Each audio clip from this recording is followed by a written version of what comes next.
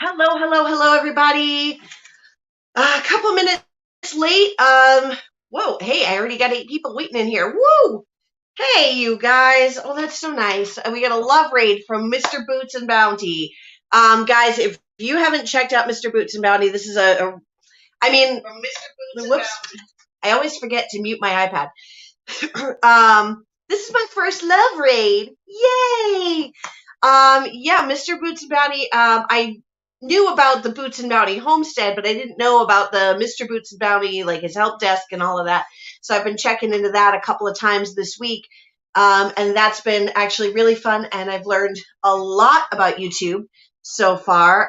There's definitely a lot of things that he knows how to do that I do not. So let's see, I'm just adjusting my camera a little bit. You can see in this camera the pretty paint that I was able to trim, that I was able to paint, and then we've got the stuff that is under the plastic covering the windows that a few more weeks I could rip it all down, I can paint that and finish this kitchen. All right, so I have a guest. We had a little bit of technical difficulties with a bit of a delay in the sound, so hopefully we will have fixed that now. Let me just go through and just say hi to everybody who's down here in the chat, and then I will bring up our special guest. See, we got Garden to Table with Heather Lynn, of course. Hello, Heather. Tammy from Rebel Canners, Joy of the Garden, Digging for Health. We got Flicker Hill Homestead, who is our guest tonight. That's Erica. Let's see. Leanne brought a love read with her from Boots and Bounty. Yay! Willow Way Ranch, welcome in. Art and Adventure with, I'm sorry, I'm going to, I don't know, I'm just going to call you Tasha. Sorry, I don't want to like say it and not have it be right. Let's see. Mennonite Farmhouse, of course, Redbird Farm. We always love Redbird Farm. Carpenter's Self-Reliance. Digging for Health, another recent, person I've met recently who I absolutely love. You should definitely check out their channel. They just got to 500 subscribers yesterday. Yay. So we got Mr. Boots and Bounty. Thank you for coming in. This is so nice. Mad Acre Farms. Yay. I'm so glad to see you guys. All right. And now I'm going to bring up our special guest, and let's hope that our sound issues are done. Hello. Hello. Yay! I can hear you, and there's no delay. Good. Yes. All right. Okay, so just call you Tasha. Okay, there we go. Redbird Farm. It's like a mother trucker. Yep. Carpenter's Self-Reliance is very close to 1K subs. All right, so we want to make sure that we help out Carpenter's Self-Reliance there as well. Also, they aren't in my chat right now, but AZ Highland Homestead, also very, very close to their hours. They're well over there. They're friends. They've got lots of friends. Definitely could use some help, watching a playlist, something like that. But welcome into Erica from Flicker Hill Homestead. She is very close to me relatively. Probably like an hour and a half? Maybe an hour. Yeah, something like that. Yeah. From me up here in Massachusetts. So we're a couple of northern gardeners, although I think I have a whole zone on you, which is weird. When is your last frost date? May 20th. We're zone 5B. The bottom of our property is actually the line of 6A. Okay. But we're up on the height of the property at about 1,170 feet in elevation, and the bottom of the property drops. I gotcha. Yeah. My last frost date is supposedly May 3rd. Yeah. So like I can plant things out. I wait till after Mother's Day, but just to be safe, because I've gotten caught with late May snows. Yeah. No thanks. Yeah. Yeah. We have the hoop house, so that actually gives us about 6 weeks earlier for last frost. Nice. So nice. The combination is really nice. Awesome. Okay, let's see. Who else do we have? Farm Silver. Ethan's in Lunenburg. Hello. Yes. Ethan is my honey source. And then Jason's my husband. Ooh, okay, Jason is your husband. Okay. Yeah. All right. Yeah, and Garden to Table with Heather Lynn is in the same zone as me. She's about 20 minutes away in Ipswich. So, yeah, got some Massachusetts people. Yep. Oh, okay, Ethan, I may need some honey. I've thought about having bees someday. I don't actually want to be the caretaker of the bees, but I will gladly like host a hive, and they can come and get what they need. Just give me a jar of honey, and I'm a happy person. Yep. He's been trying to talk us into it. Hmm. I figure I get honey, they get a place for their bees. I get, you know, sorry, my hair's bugging me. I get plenty of pollinators. It's good stuff. Yep. Oh wow, Leanne, you're 4A. Yeah. In Vermont, where I grew up, we were 4B. Mm-hmm. I forget. I feel like we had this conversation already, but where I was in Vermont for like 2 years. I lived in Yeah. Springfield and Ludlow. Yep. So we were just north of White River in the Upper That's Valley right. area.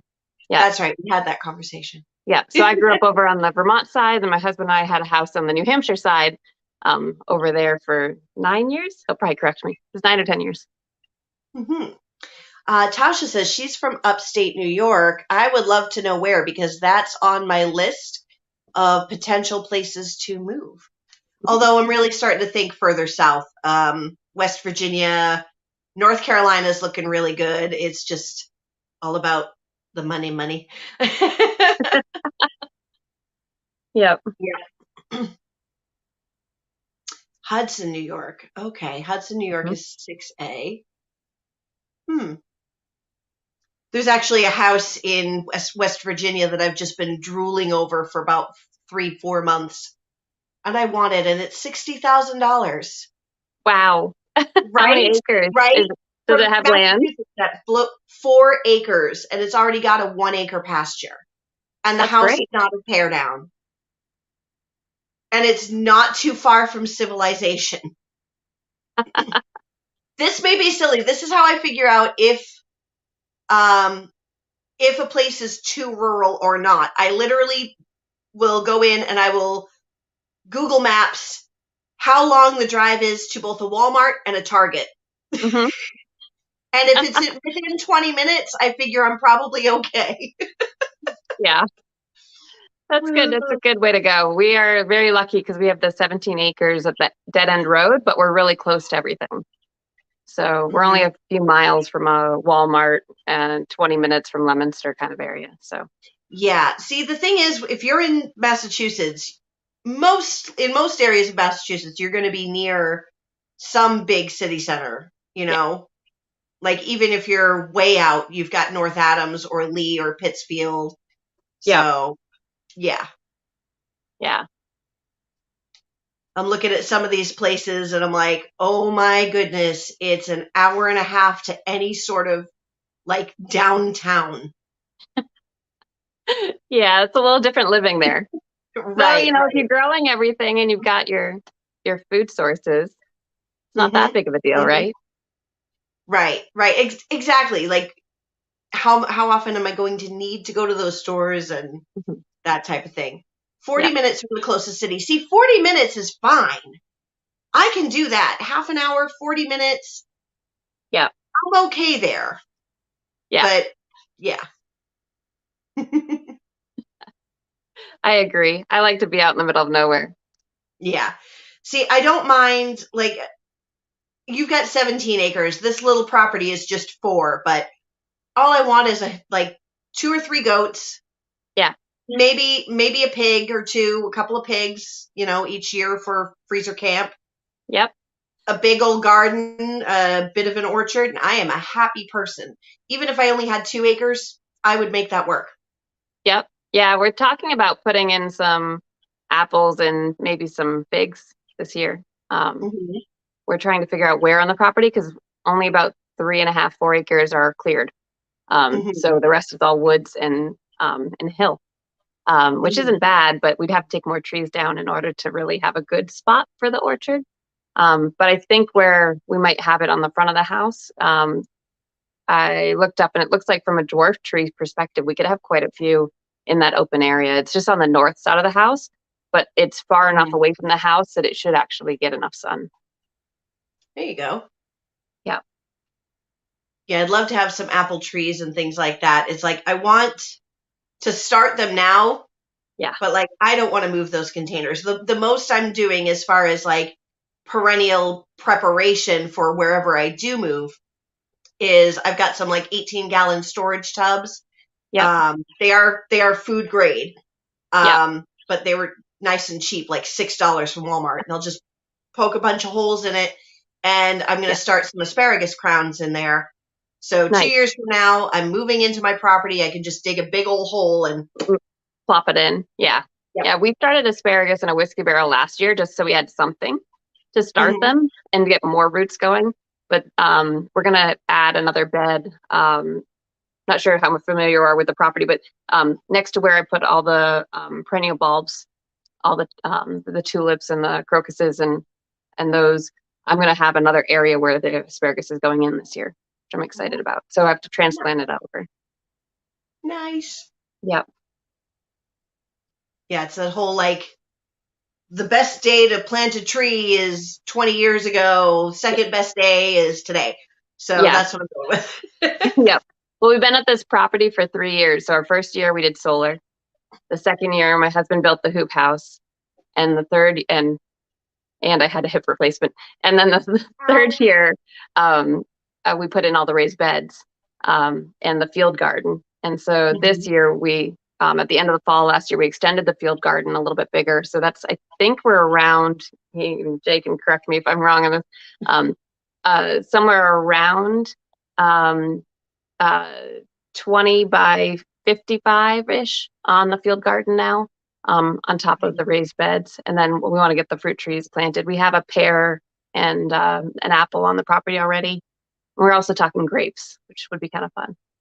Yeah. My parents have a grapevine here, and it's been here since before I was born. Yeah. So you got to figure I'm 40. But it makes the worst grapes. Like halfway through the season, the grapes start turning brown from the bottom up, and then they just all turn to mush. Do you guys put the covers on them?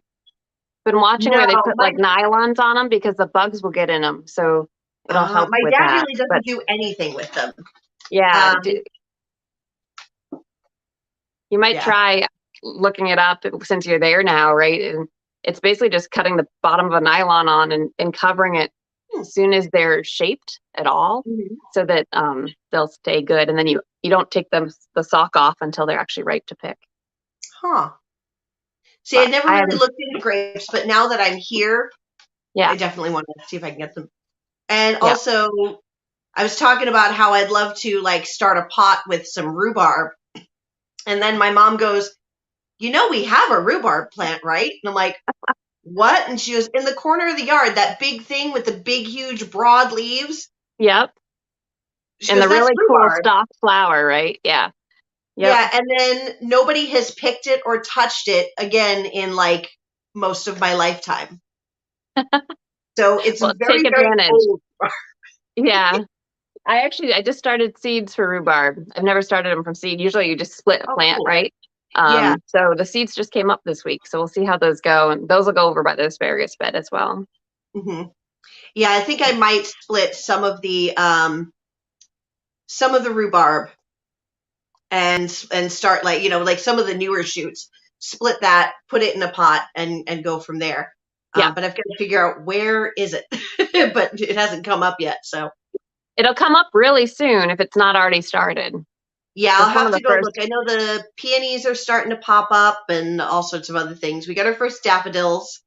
Yep, so that's good. Yeah, the crocuses are blooming right now, which I'm excited about. The snowdrops are coming. Yep.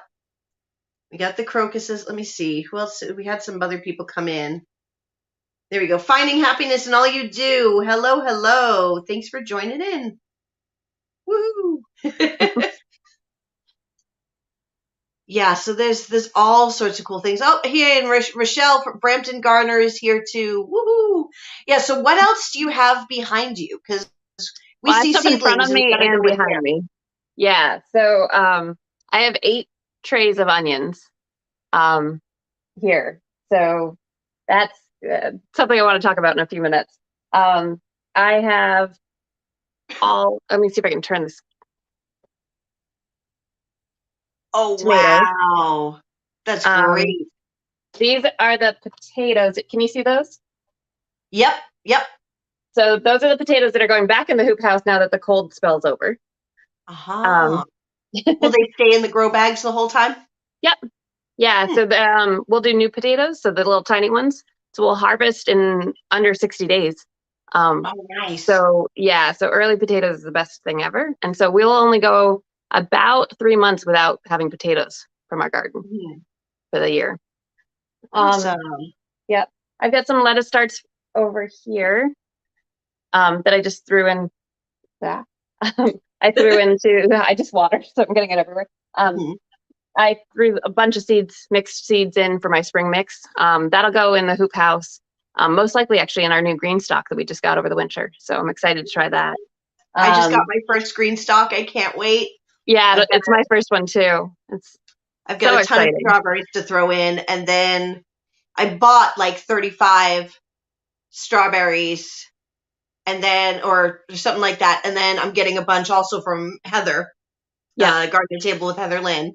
So we're gonna go dig up because she's got to clear them out because they're creeping into her lettuce bed. So we're gonna go dig them out, throw them in my green stock. That's good. That'll be a lot of fun. I've got let's see. Oh, all of these right here are poblanos. Nice. So 2 different types of poblanos, El Eden, actually 3. El Eden and I can't remember the other name. Starts with a B, Baron. And then we've got a whole flat here of Ace bell peppers. I put 32 bell peppers, regular bell peppers, into one of the 8-in-1 raised beds from the Birdie's beds last year, and I got over 55 pounds of bell peppers last year. Nice. So we still have those in freezer bags in the freezer. I did 4 different successions of onions.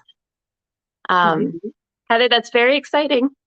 See your note there. That tray back here is all cayenne peppers.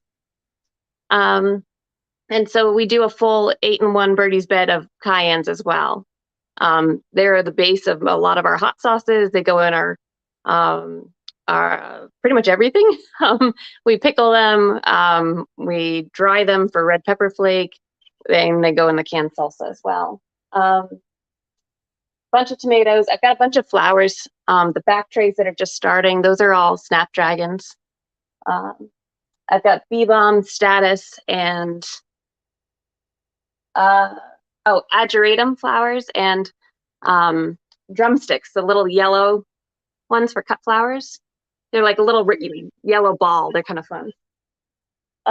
Fennel just came up. Rhubarb came up. Parsley. Celery's up now. I'm sure I have a bunch of other things. But yeah, that's the most of it. Nice. Awesome. Yeah. So Rochelle, being Rochelle, has to notice the dog. Who is that on the couch? There are 2 puppies. 2 puppies. Yeah, there's a little white one who's close. That's Addie. And then Birdie is the big brown one. Birdie's about just over a year old. And Addie's about 4.5, 5 years old now. You can barely see the white one from here. We just see a big brown in his legs and so cute. Yeah. Let's see. Ladies Farm came in. I just wanted to say hello. I love Ladies Farm. And who else? Somebody else came in, and I can't remember. I did say hi to Tammy Rebel Canners. Matthews Patch. Hey, Matthews Patch. How you doing? Yeah, I didn't see the white one until you pointed her out. Yeah, she's more compact, but they're actually not that far away in weight. And yeah, so Addie's about 46 pounds, and Birdie, the big one, a year old, she's 60 pounds. Oh, we love the puppies. Yeah. Ramsey Gardner. Hey, lady. The Jerry Lewis. Oh, man. Oh, God, I had a disaster with my seedlings. Oh, no. Last week was Tech Week for my show. So that meant Sunday from noon to 10, I had rehearsal. Then Monday, work till 5, and then rehearsal 6 to 10 with an hour drive back. So I'm getting home at 11 every single night. And then the show, I'm not home till 1 on Friday and Saturday. So I'd been just pouring water in my seed trays to bottom water. What I did not realize until Sunday when I flipped my thing up was that my house is tilted. Oh, yes. So all the water was coming to one half of the tray. Yep. So half of my seedlings, like all my cabbages, most of my broccolis, the ones that, like, I can't start broccoli to save my life. This year, the broccoli was looking beautiful. Yep. Had I been here to really notice what was going on, I would have rotated the tray. Right. But yeah, so I'm gonna have to go and get starts again. Oh, yeah. Our celery, I forgot to start it. The celery and celery root. So I was telling my husband we're gonna have to make a trip up to the farm stand and actually purchase those locally. I have them started now, but they're probably going to be too late for the season unless I put them in the hoop house. Yeah, my celery is taking it's still like this big, so I don't think I'm going to have celery this year. I think next year I'll have to just try it again. Yep. Yeah, I froze a bunch actually at the end of the season, so we make soups and stuff. I throw a handful of it in. It's been pretty great. Does celery freeze well? I've never actually frozen it. Yeah, for soups. You don't want to eat it fresh, raw, right? But yeah, for soups, works great. And then we also, with the leaves, we dried it and made celery powder. Nice. Or celery salt. Actually, we added a little bit of salt into it. Oh, cool. Yeah. See, there's all sorts of things that I've never done before that, like, in the last year through YouTube and, like, meeting all these different people, all the cool things that I've didn't even know was a thing, like jalapeno salt. Who did the jalapeno salt? Yep. Somebody did jalapeno salt, and I can't remember who it is. Oh, hey! Oh my goodness! Black's Tropical Homestead just did a 5-hour live. That's crazy. That's nuts. That's nuts. Well, welcome. I'm not sure I'll go that long. Yeah. I mean, usually, so when I have a guest on here, usually I'll, just have my guest for the first hour or so. And then, if they feel like dropping off or, really whenever they feel like, hey, I'm done. Then I, just open it up to the panel or whichever. Okay. Let's see. Heather Lynn, we really do really have proper grow lights for starts, but I think she meant to say she doesn't really have proper grow lights, but yeah. I like my little Fairy Morse ones, but they're expensive. They're like $40 a piece, and it's ugh. But I actually got some on Amazon. They're 3 feet long LED lights. They're only 1,600 lumens, and you really need at least 2,000 lumens, but you can stack lumens. So I've got 2 lights on each one, and they're both 65K. So 6,500 Kelvin. Yeah. So it's great. Yeah. Celery dehydrate and then turn into a powder. Yep, that's what we did. And I don't know if you'll be able to see it. It's back there. We have a very large dehydrator. We got one of the biggest ones you could get. So you could actually really stack the whole thing. I think it's 24 trays maybe. Wow. I'm hoping to get a dehydrator this year, but it's literally going to be the little circular cheap thing from Amazon because I'm saving to buy a house. So Brampton Gardner uses her celery salt on her coleslaw. Yep. Scotch bonnet salt. Okay, jalapeno mead. All right, Farm Silver. There is a brewery near me called Far from the Tree. And they make all sorts of different ciders, but they make it's either a cider or a beer with jalapeno, green pepper. Oh my goodness, what else is in this? It's called ectoplasm. It's like green, like Slimer. So they call it ectoplasm, and it's got jalapenos, green pepper, and something else in it in a cider. And it's really, really good. Nice little kick to it. Yeah. Oh, okay. Yes, that was your quail hatching. I was like having it play while I was driving. That makes more sense. Live quail hatching. Okay. Yeah. Let's see. Yeah, we have a Pineapple bunch of sugar and cucumber salt. See, so many different things. the blacks they're down in Georgia, right? So they get a lot more fun fruit, tropical stuff. Yeah. What do they got? Passion fruit, mangoes, the bananas, of course. Yeah, dragon fruit too, I think. Do you guys have dragon fruit? I know they have the shampoo Remember. ginger. Heatherland can dehydrate with the air fryer. Oh, I didn't even realize you could do that with an air fryer. Facebook Marketplace is full of dehydrators cheap. I will look that up. Yeah. Farm Silver says, sounds good to me. It is good. It sounds good to me too. And they only make it in September and October. So it's a yearly thing. It's seasonal. Digging for Health, 20 minutes from them, and they get more fun fruit than you do.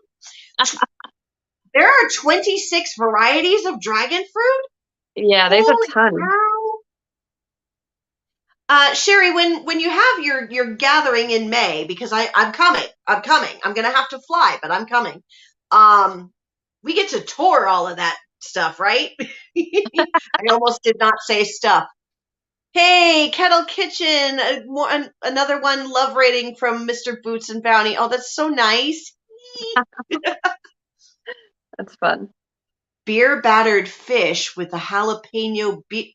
I don't even like fish, but I would try that. I would try that. Yep. There are hundreds of varieties of dragon fruit. That's crazy. Although yeah, then my again, brother. oh, go ahead. Sorry. Was going to say my brother grows some down in Florida. Wow. See, I mean, but then again, like I'm like this that like blows my mind that there's hundreds of varieties of dragon fruit. Meanwhile, I mean, you're talking to the girl who 4 Tomatoes. years ago, like went. There are 5 kinds of tomatoes, right? There's cherry tomatoes, the grape tomatoes, the plum tomatoes, and the big slice and beef steaks, right? No, honey, no. No, not at all. I think I have 10 to 12 types growing right now for tomatoes. Tomatoes? Yeah. Well, you saw my Yeah. tomato brackets. So Yes, I think I ended up with something like 60 different varieties of tomatoes, and I've narrowed it down to the 16 that were going in the garden, and then I was going to pick like 5 extras, but it ended up being more like 8. Yeah, when you said you were going to try to narrow down the specialty list of your own, there's no way you were going to go 5. Yeah. I also may have just I haven't sent the email yet.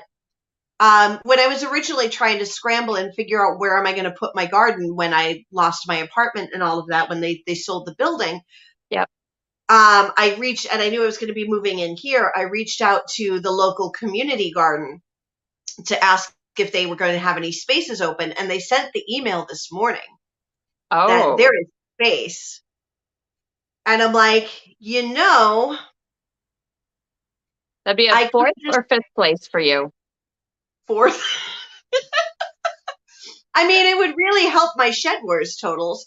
But I'm thinking it would give me space to like spread some things out. Yeah. So yeah, I may do that. Yeah, you can And put I don't something think, that's low maintenance out in that garden, right? Something. yeah, like I think it would just really be a place for like some extra tomatoes, peppers, and eggplant. Yeah, Something that, I just go and check on. no more than the tomatoes I have already started. I thought maybe because I did start all 5 giant crimson plants, the M.I. Gardner 87-year-old tomatoes. I thought maybe I would take the giant crimson and put them all there. Yep. And then extra peppers and eggplants, things that I eat a lot of. You may So low you may maintenance consider stuff. Yeah, you may consider putting one at your house, your location, since that's a specialty Mhm. thing. That way, if True. something happens in that garden, you're covered. That is a very good idea. Yeah. And also my potatoes could go there. Just throw them in the ground for, make Yeah, sure you go and water them. yeah, Make sure you go take care of the bugs if, the potato bugs come in. yep. Um, yeah. So, yeah. Yeah. Rochelle's my conscience. Uh-huh. The thing is that the community garden is actually way closer than everything else. So maybe you put something that's a little more high maintenance there and not at the other places, right? Yeah. Ah, true. But the thing is, so I actually was a nanny for a family across the street from this community garden. Yep. So I used to walk the baby through there all the time, and I didn't have a garden there. I was just like poking at everybody else's garden and looking like, "Ooh, what you got doing? What are Right. you doing? How are you growing that?" And all of that. And I would chat with the gardeners there, and they're mostly, you know, people in their 60s or older, for the most part. And so a lot of good information and all of that. So I mean, it's just another little piece of community. That's Um, really nice. so I'm debating. I just want to see. I just want to see if I'm going to have energy and time. But like I said, just throwing something, because the canning garden, I'm not going to have to do much maintenance on that. I'm going to plant it out, and then my friend's going to do the watering. I just check into it once a week. She's doing the harvesting, the watering, the processing, Yeah, and I'm just out there checking on it, making sure that pests and pruning and all yeah, that good stuff. So there's a lot that I don't have to go there for, or to the other garden. So if I've got this other space that's kind of got the plant them and just check on them, water them type of things, yeah, like, yeah. So we'll see. yeah. No, that's probably a good plan. Yeah, I know we've talked before. I like to do the lower and lean for the tomatoes. Hmm. So pruning on those is really important because I'm planting them so much closer together. Um, Right. but Well, I do that too. I single stem, yeah, so I can plant them like 18 inches apart or even exactly. closer. Go closer. Yeah, you can kind of cheat to 12 if you water good. Right, right. Yeah, Uh, you need a gardener for your can. I know my friend Kristen, she loves to can, and she's constantly buying like big crates of tomatoes from the local farmers, which, I mean, great for the local farmers. It's good, but if I can grow that stuff in her yard for her, and she can just go out in her yard and go pluck, pluck, pluck, pluck, make sauce yeah. and pickles and salsa and all that. So And by the end of the summer, who knows? She might be really into it. yeah, I mean, I'd really like to get into canning and all of that too. It's just I've got to get the time, and also my kitchen. Yeah, ready? This is my kitchen table. Yeah, It's because there is no storage in this room. yeah, I've got one little cabinet under the sink, and that's it. So I'm building a cabinet where I can put my pots and pans and my plates and cups and things finally. But it's really a lot more complicated than it looked. So it's been taking me a few days. Um, Hopefully I'll get it done tonight, maybe tomorrow. yeah. Overrated. So Black is asking us to repeat about the tomatoes. So, Yeah. um, So the tomatoes, Probably the lower and lean. yeah. So a lot of people grow tomatoes more like bushes and allow multiple main stems of a tomato. So if you have a tomato here, find the camera here. As these leaves mature, there'll be a little bit of a sucker, is what it's called. Will kind of come up in between the V, and will start to become a stem. So we pick off all of those suckers before they get very big. So you have one main stem here. And so doing lower and lean, you tie it to a string with a spool with extra string on the top. And as the tomato plant grows up to the top of your trellis, which for me, I'm kind of short, I'm 5'5". I only go to about 6 feet height. Once it gets to that top, I actually unhook it and let spool out and lower the tomato down. And I'm growing it more like a vine. And then I move it to the next hook. And then I move the other one over and move it to the next hook. And so I also trim all the way up to the lowest fruit set, which is a little different. Thank you, Brampton. But yeah, and you can grow your tomatoes much closer. I'm trying to ignore that. You can grow your tomatoes much closer together when you are grooming them and trimming them so that they're single stemmed. So I will even sheet to a 12-inch distance apart versus if you go normal, which would be like 18 to 24. And yes, you can put your suckers right in the ground and water it well, or put it into a mason jar or something like that, and make more plants. Although that's really dangerous when you start out with like 60 something like I do. Now, do you have a video on your lower and lean? I do. I have, I think, 2 different ones on the channel. So nice. I don't know if my husband can find the link and post it, but yeah, happy to share any tips and tricks I can. Awesome. I just thought I needed to do a thing. So let's see. Forgot I meant to do this last time I was in here. So I was just thinking of, because he wouldn't be able to post links, but I just remembered to do something that I had meant to do before.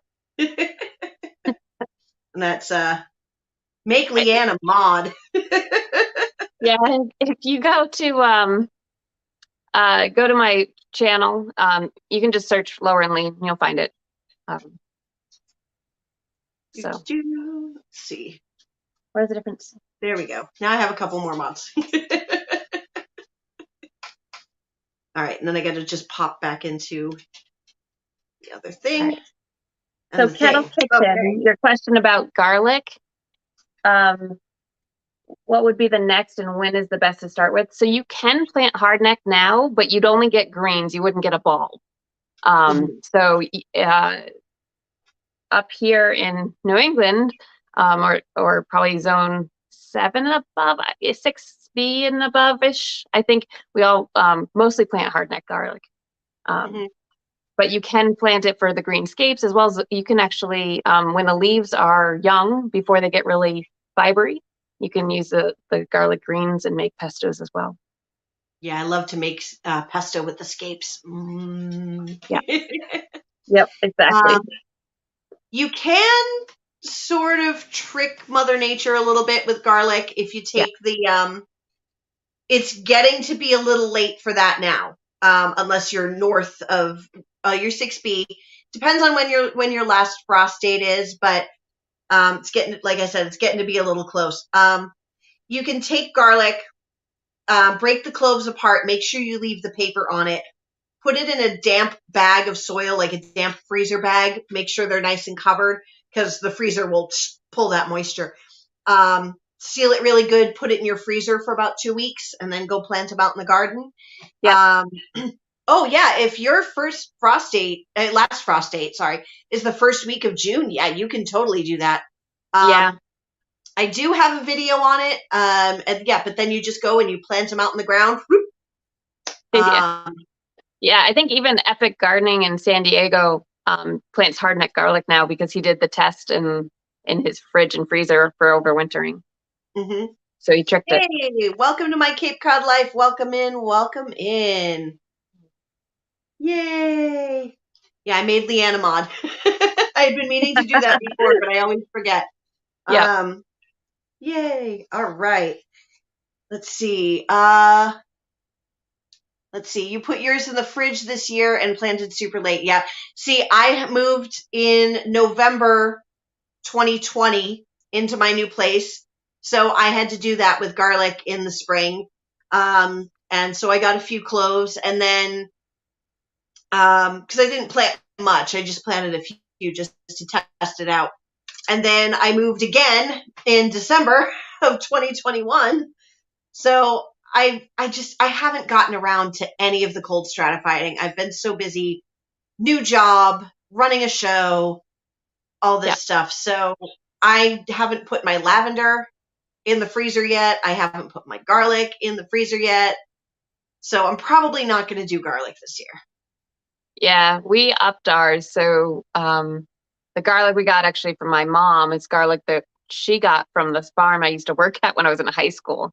So she has then kept hers and kept reharvesting hers and then replanting the best bulbs and cloves, right?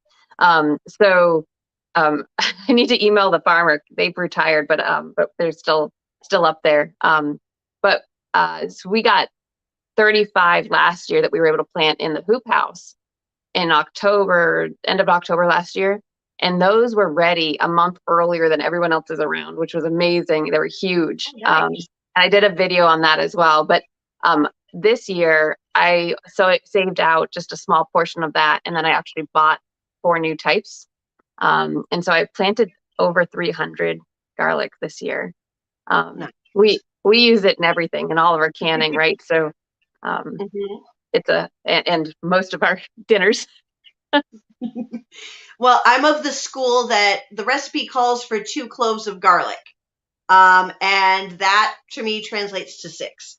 Yeah, that sounds right.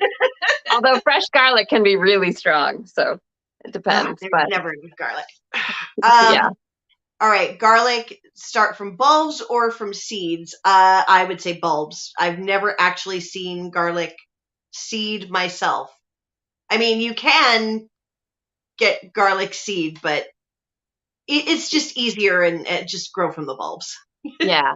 My recommendation is go to a local farm stand, because whatever they're growing will grow really well where you are and is already at that climate. Mm-hmm. I would like to try music garlic next year. I have that, so you can come out and taste them. I haven't eaten any. I was gonna save some out just to try it. I have music. I have Red Russian, White German maybe, and something else. Heard White German is good. Hey, Tuber Chat is here. Hello, Tuber Chat. Hey. Yeah, I thank God at least I'm gonna be here through next winter. So I'll actually, for the first time ever, well, no, it'll be the second time, but be able to actually plant garlic. It'll be my first time planting it in ground in the fall when it's actually supposed to be planted. Supposed to be done. Redbird Farm is back for a few minutes. Thank you for coming back in. The first year that I tried to plant garlic, I planted it in the fall in a container. Yep.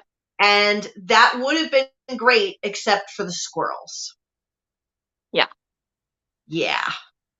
So our wild turkeys all dug up all of mine right after I planted in the fall. Wild turkeys? Oh yeah, like we have. I know they're everywhere, but we have 15 in our yard every day. Up for garlic? Yeah, they dug through. Well, it was all brand new beds, right? Because we extended the field garden. So I put cardboard and this nice compost down and straw over top, and they just dug it all up. I was devastated. So I replanted over 100 into one of the Birdie's beds, the 8-in-1 raised beds. And then so they're actually coming up on both the raised bed that I had to transplant and the other beds. I figured I might as well put them over into a raised bed to protect them in case the turkeys kept coming back. We had a Tom in the yard strutting his stuff today. So, Um, it, I got yeah, chased by one once, a big Tom. my husband did too. Oh, I was going to put the trash out one day, and the way that the apartment building was, there's like a row of bushes on one side and the building on the other, just a big long walk. So Yeah, you're hemmed in. And I was almost to the end, and a big Tom came like 5 feet in front of me, and then he looked at me, and I looked at they're him, and he aggressive. came up. Oh my God. I Yeah, should have just taken that trash bag and walloped him with it, but they're fast too. They're they really are very fast. tense. Yeah, I people don't the realize door that. closed this close, like his head was there at the door as it was Yeah, shutting. Like, oh, it was the scariest thing ever. I yeah, needed a drink. As Lady's Farm posts a glass. Brandon Gardner's got the hard stuff. yeah. Um, I was gonna say, now that you have winter garden opportunities, you should also try doing the carrots and late season stuff that you can do Christmas carrots. So if you plant those in, Mm. I think it's end of August, that will give you perfect Christmas carrots and things like that. So there's a bunch of Nice. stuff that you should try to plant then. And then I tried planting onions in the hoop house over winter, but you can plant those outside end of the season to have early green onions. Um, Hmm. so that's kind of fun. Tuber Chat shared this in the Reddit. Yay. That's awesome. That's what the drink was. I prefer my wild turkey on the rocks. Let's see. This is an odd chat where Brenda isn't a mod. I mean, if Brenda wants to be a mod, I will gladly take it. But yeah, she gets to relax and put her feet up, and she doesn't have to do anything. Yeah. So I'm okay with that. Brenda, you just sit back and relax and enjoy the chat.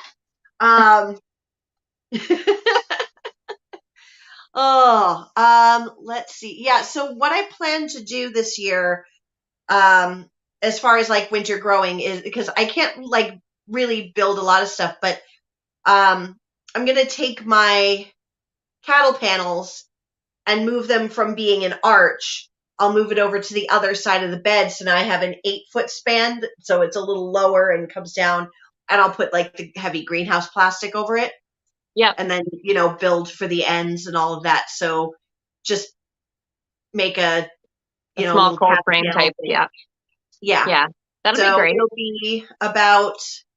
be 3 cattle panels wide, so about 12 feet long by 8 feet wide. Yep. Yeah. And Our then, tunnel is yeah. 4 cattle panels. So the Hmm. long, narrow beds that we did, the doubles with the tunnel, Hmm. that's, yeah, it's like just under 16 feet. Oh, you know what? My dad's bed is 16 feet long. I measured it the other day, so I could get another cattle panel in there. You can. Yep. Yep. That's hopefully going to grow a lot of spaghetti squash and melons this summer. I have Yeah. yet to successfully grow a melon. And I'm not Yeah. even trying the big ones. I'm doing the small personal sized melons. Oh, really? Yeah. Is squash bugs issue? Last year they got all shaded out because that spaghetti squash, the angel hair spaghetti squash, just like took Took over it and over. went kaboom. Yeah. Matthew's patch has to go in a bit. Mennonite Farmhouse. I need a supervisor for my garden. I will take applications till the end of. Hey, you want to like give me 2 acres and just tuck me away in a corner, and I'll come and do your thing, and I'll do my thing over there. Just saying, like that would be a thing. Rochelle, this is a family show. No, just kidding. That's okay. My lives are the ones where you can go a little silly, so that's okay. Hey, Yeah. Belly Acres is here. I love Belly Acres. You're great. Yeah. I'm going to try to do watermelon, Oh, but my goal is to do the sugar babies. They're kind of smaller. And then I also will do the baby Pam pie pumpkins again on a trellis tunnel. I'm doing Sugar Baby this year. I also have tiger melon, kajari. I only have 3 kajari seeds left. Yeah. And I'm also doing a couple different kinds of cantaloupe. Oh, Ooh, the 6 acres. chrysanthemum melons. I want those. I'm not familiar with those ones. Leanne, if that's a serious offer, I'll be there next week. I'm not even joking. I will just Right. right.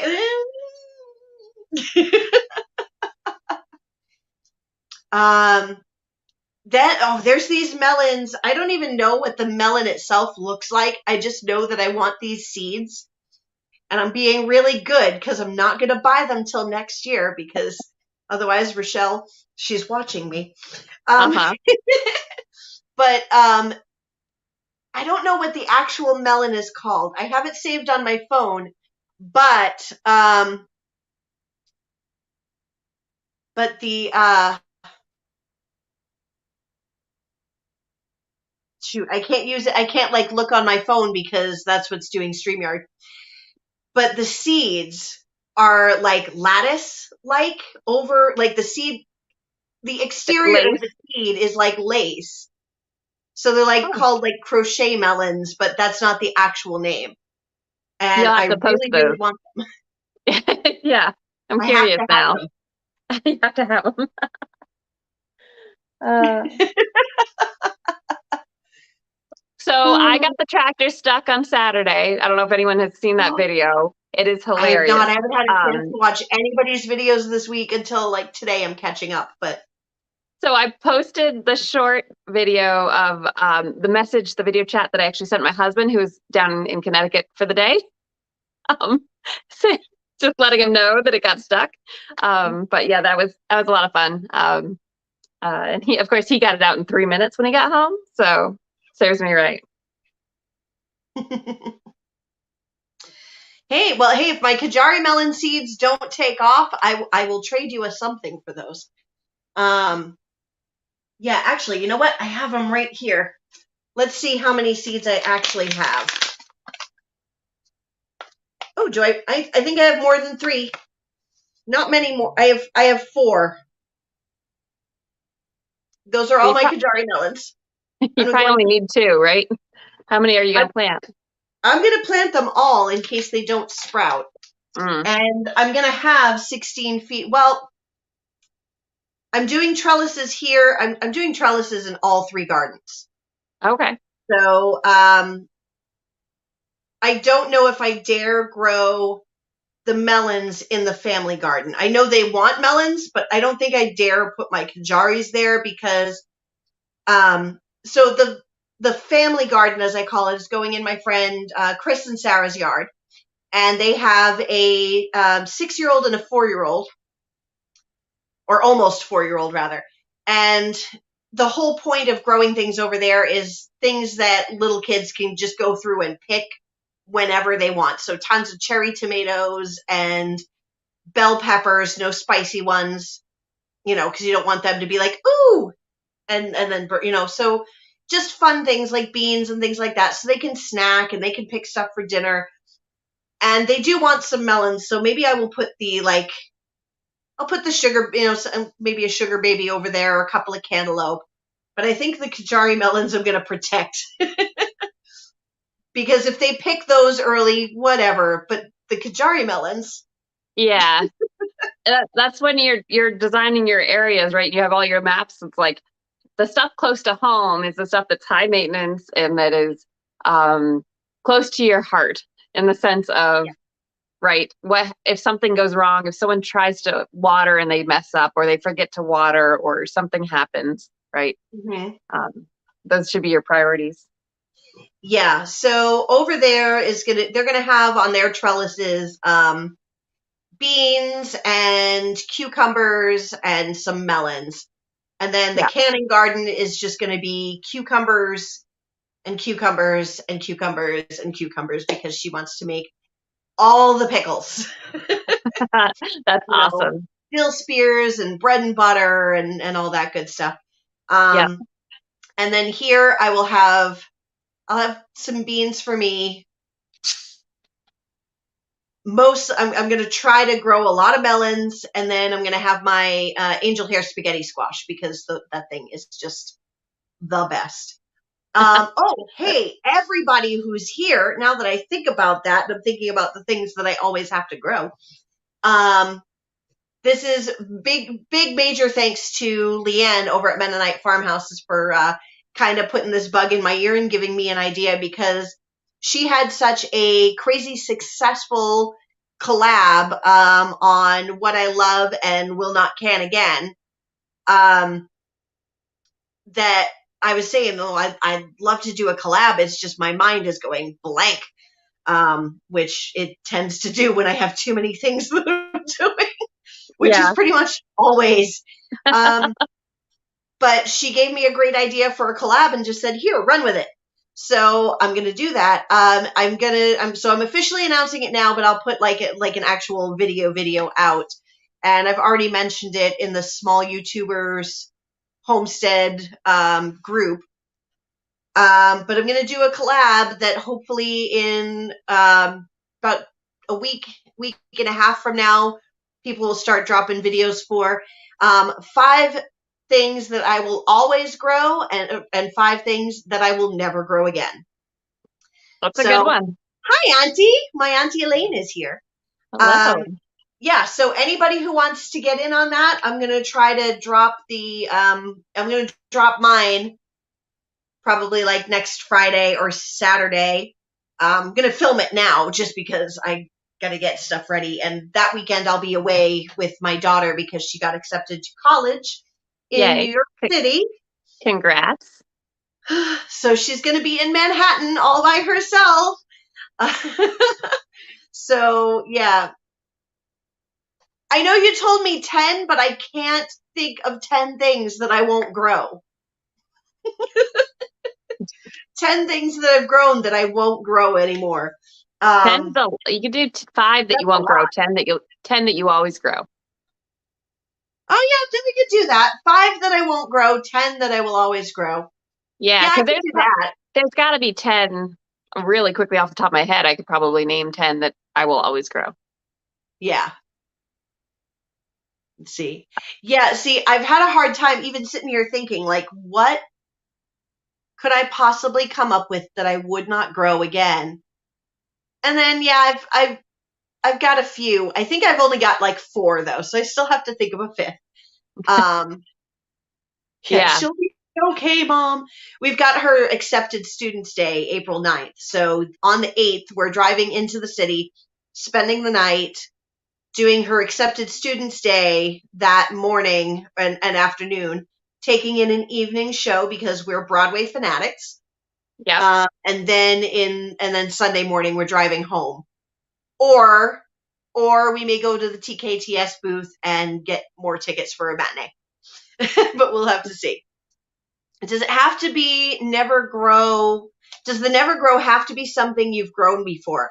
I feel like it should be, but if it were something that I've never grown, that I will never grow, it would be much easier to think of things. But I feel like in most cases, I don't feel like I can rule something out until I've tried it, unless it's something that I just really, really, really don't like. Like, I won't grow parsnips because I don't love their texture when they're cooked. Like, I don't love them. Yeah, we grew them last year, actually. We got some free San Diego seed companies sent to us. And so we grew them and neither of us liked it. So I think I gave away those seeds in a seed swap. But they do have a good purpose. And if you've got like carrots are babies, right? Yeah. Parsnips are bruisers. Yeah. Parsnips will grow through anything. They're like, yeah. So first year, if you need to really loosen up some ground and all of that, throw some parsnips down. Let's see. What do we got here? I think there's some things. Oh, go ahead. I was going to say some things too that you could do is the fun crop, right? So every year I try to do one fun crop. We talked about peanuts actually this year because they're really odd the way they grow. But it's one of those things where it might be like, for me, like probably not going to grow broccoli for the next few years because I really hate dealing with all the brassica bugs. Um, but Okay, I can't fair. say I'd never grow it, but I don't want to grow it in the near future. Mm-hmm. Yeah, and trying to grow them in like a high tunnel or something like that, it's just too hot because we Yeah, warm up so fast. we did Brussels sprouts in the high tunnel, or in our hoop house. But because the sides Mm-hmm. roll up, we put them right on the edge. So they were always vented. The problem was is that the Oh. little black beetles got really bad because I didn't cover them with cloth the whole time. Yeah, I was gonna say maybe if you put like some tulle over them or something like Yeah, that. you got to Yeah. cover them from day one pretty much because between the cabbage Mm-hmm. moth, the green caterpillars, and the little black beetles. Mm-hmm. Oh, like the like flea beetles. Yeah, they're like kind Yeah. of yeah, they're gross. I had 4 Brussels sprouts last year, and one of them got infested with aphids. Yeah, Strangely, not the other 3. So I said, all right, and the 4th one was leaning away from the other ones. So I'm yeah. like, great, you stay over there. Right, sacrificial lamb. That's like my Yeah. tomatillos, right? I let the Mhm. tomatillos get bug infested because it doesn't actually hurt the plant. Like the plants are strong enough typically by the time they get bug infested that I'll just Mhm. let the bugs all go, or nasturtiums, right, for the aphids. Let Right. everything go there. Let's see, Brampton Gardener's never going to grow potatoes. Benedict Farmhouse is already like, I already know. Purple Yeah. broccoli, watermelon, yeah. Okra. Ladies Farm can get into that challenge. Indiana Backyard Gardener, hello, hello. Let's see. You like them pickled in shawarma. Ooh. Hey, Life with Belinda and Chuck coming in. Yay, yay, yay. Let's see, who else? I just gotta scroll through. Yep. Needs colder temps for spinach. Don't we all? I do Um, I've have got spinach growing now. I've got Malabar spinach for this summer. I'm gonna try Oh, that. fun. But some people have. I'm reading it now, and some people are saying that it's really like slimy. So I don't know. Hey, Kitty is here. Potting up tomatoes. Yahoo! Nice. Like I said, I just planted mine on Sunday, so I don't even think they'll be up yet. Um, sprinkle Yeah, I've heard 20. of What that is that? before. Borax. Borax. Yeah, Oh. yeah. All right, bye, Leanne. Bye, Leanne. Say hello to the mister. Yeah, spinach in the winter growing containers. I should have already planted my spinach outdoors, but I have not. It's been a busy week. I'm hoping this weekend I can get all of that. Um, my lettuce, my spinach, my carrots, my um, Kale. Do you do kale. kale? Yeah. Yeah, I Um, love kale. and peas. So Yes, the yeah, peas I've got to get out. I'm about 2 weeks late on putting peas out. yeah. But the weather was so cold. Yeah, you're probably not that. This is my Yeah. husband. I Oh, was gonna say daikon daikon patches. radishes. That's a good one. So that's what we grew. So he's saying we didn't do parsnips. Yes. Call me Hmm. out there. Yeah, the mucilage and things like okra and Malabar spinach is very good for gut health. Yeah. Uh, have to grow in a way that you don't have to bend over a lot. Okay, the pain that I've had in my back this last week. No joke. I don't know what I did. I really don't. So this is 40. This is anything after 30. You don't know how you injured your back. You just did. Yeah. You slept, you know? Yep. But I remember I laughed and I put my head down like really fast, like I dropped it on my chest, like ha ha ha, Oh, laughing. But I dropped it really fast, and the pain that radiated from the small of my back was like, yeah. oh no. Yeah. Uh, so, So I mean, we went with the 30-inch height raised beds because of mhm, my hip injury. I've had 3 hip surgeries, replacement recently. So, um, yeah, I've had a with my lot back of and hip in pain. that. But I Yeah. will say, the 30-inch raised bed were amazing. I was out there probably more than my husband wanted me to be out there because I could. I finally was able to garden. So we do have a few that are the 17-inch bed, but majority of the gardening we're doing is in the 30-inch height. Mm-hmm. If I still had my old garden, if I were still in the apartment that I was just in, I had 10-inch beds, and this year I would have gotten some, because I built them with just those like garden corners, the big cement blocks that you just slide the wood into. So Yep. I would have gone out and bought a couple more blocks for Make each them one taller. and another 10-foot board or 10-inch board, and just filled them in and made it even deeper. Yeah. It's cool. We learned a lot about the hugelkultur and like lasagna layering and things like that, and having the land. We had a lot of downed trees that we were able to bring up and fill the bottom and layer that with cheaper soil. So only the top 15 was the actual good compost. But, yeah, in my parents' yard, there's a bunch of like downed limbs that I'm thinking, because I do have room to build one more bed to the side. Because my dad used to have a big wide garden. It used to be something like 20 by 20. And now it's down to like 6 by 16 because he just hasn't had the oomph to do it. But this year he's like, well, you go ahead, you take it. Yeah. Do whatever you want. And so we're talking about like taking that 6-foot bed, making it a 4-foot bed, and moving, things over. Because there's good soil over there. It's just now it's got grass on it. So I'll have to lasagna it, So I'm thinking I'll build another bed over there, put down some cardboard, and then all those branches, just break them all up. Yeah. And then on top of that, throw in, I don't know if you saw the video with the pigeon coop. I didn't see that one. We used to have pigeons here when I was a kid. I raced homing pigeons, as strange as that is. So we had a big loft out there. It's like 8 by 12, and you can totally stand up inside like anywhere from 6 to 8 feet with the pitch of the roof. Yeah. And it's falling apart. So I'm going to take the salvageable parts and I'm turning that into a chicken coop. And I'm getting my first 4 chickens. Only 4 chickens, because that's really only all you need, probably, right? Yeah, we're on a 10th of an acre, so it is very small. We just barely fit within the city guidelines of it's so far from each dwelling and so far from the street to be able to have chickens in the first place.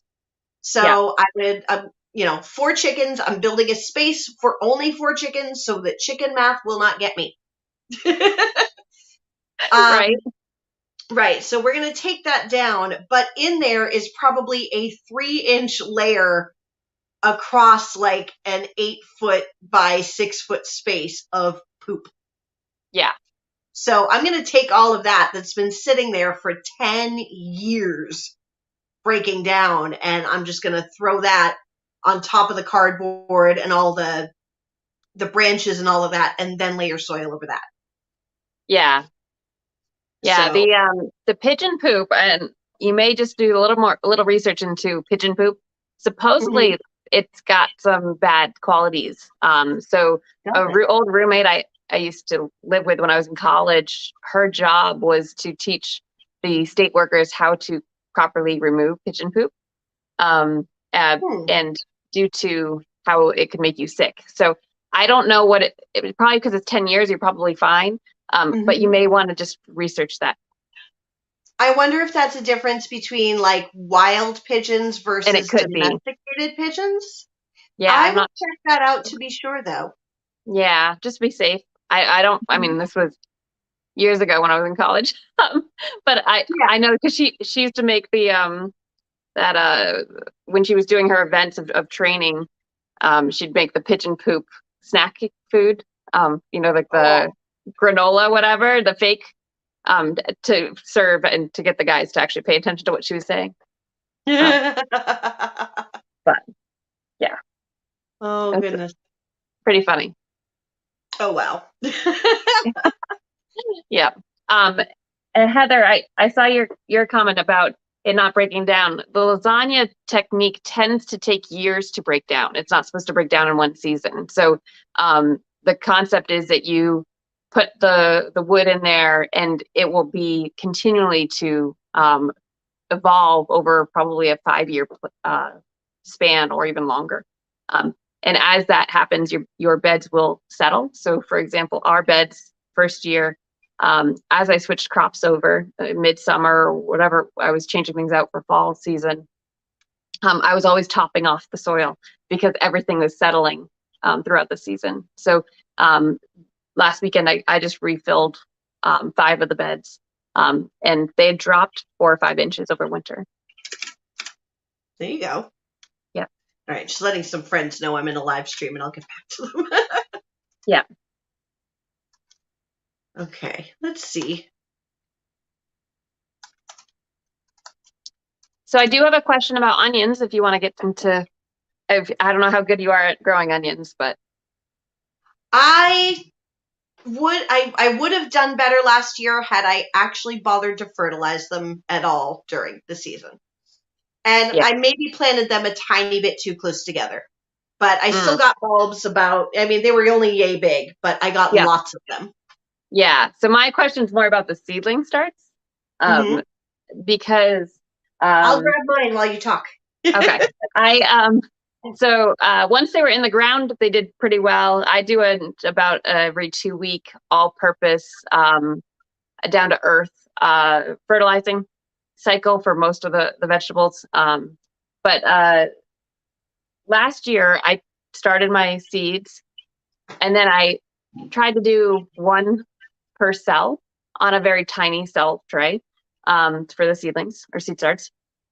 And so I started trying to split them out and make it so there was only 1 per to make it bigger, and still gave them haircuts. That didn't go very well for my first planting. So my second planting, I just did, I didn't have that much seeds left, but I just did a 4-inch pot, just sprinkled them in, put it in the hoop house, and they did amazing. But they were smaller because they were later starts. So this year, I'm going to try to show you guys here. Can you see those? Yes. Okay, so very similar to mine. Very generous in how many seeds were there, and really just did basically full trays, not really caring about the dividers. So my question is, are these too much for 1 cell, or are they okay? It's been my experience that that's actually okay, because the only reason there's 2 reasons mine did not, well, I guess 3. I took forever to get my starts outside last year. Yeah. I don't think I transplanted I don't think I transplanted them out until some point in April, because if you look at mine, I have them sowed basically the same way. And it looks like I have not given them a haircut in days. These had a haircut on Sunday. Yeah. Already. This one right here, this is for Heather. Look at all those healthy onions. That's a lot of onions. I hope you have room. Yeah, so I'm going to have to give these another haircut and throw them on. I love to use the trimmings in food. Yeah. But yeah, I've probably got 15 to 20 of them in each little section of the 6 cell. They pull apart really easy, right? Yeah. And I found that when I have them thinner in a couple of the trays, they flop over. So they actually seem to like the support. And I just gave these a haircut last night. So they actually are looking pretty level, but they're almost needing haircuts like every 4 or 5 days now. It's lots of haircuts. Yep. And then the other part is that last year we didn't have the beds ready early, right? Because we installed all the beds last year. So this year, I think onions go out 4 to 6 weeks prior to your last frost date. Yes. So, my last frost date is May 3rd. I'm hardening these off this week, so that once they're hardened off, I can give them to Heather and she can just plop them right out. And I feed them with a diluted Epsoma organic fertilizer. Yep. Just really watered down. Yeah. Like 1/4 cap full for like a gallon of water. It says tomato, but it's really got a lot of nitrogen in it. So Yeah, I have the Grow Big Fox Farm liquid fertilizer that I feed the tomatoes and peppers, and I sometimes will refill the bottom if I have a little bit left with water that's already diluted to feed the onions, and bottom water, of course. I am But loving how green these things are right now, though. that color is really amazing. I'm looking at mine. I'm like, This is but I have odd lights on them too. So yeah. Full disclosure, though, on screen they're looking much more green, but they are really, really healthy looking right now.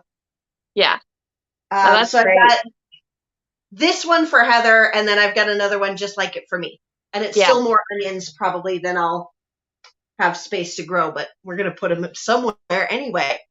So if you See, looked another at reason my for the yeah, community. right. Well, so my style of gardening ends up being, I'm going to call it companion planting, but it's not really companion planting. I am a little bit more of a crowder in the sense of, if you look, because I have the lower lean tomatoes, I have lots of space up under around it. So I'm doing lettuce, I'm doing the onions, I'm doing all sorts of, I did leeks last year, although I'm not doing leeks again this year because it turns out we don't really like them. So I was giving a bunch away. An item I won't grow again.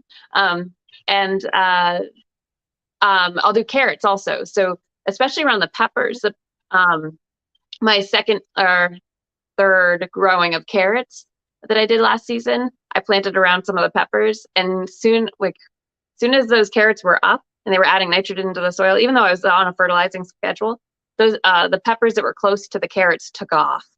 So that is a good companion plant there. Mm-hmm. Hold on, I got some people coming in and going out. Let's see. LP has come in. Hey, LP, how you doing? I missed you. I saw Kitty come in, but I didn't see LP. Joy of the Garden, hello. Nice to meet you. Who else did we have? I knew we had someone else. Ladies Farm had to get going. I will see you later. Thank you for coming in. G Mama Grows is here. Hooray, hooray. Mm-hmm. Love G Mama Grows. G Mama.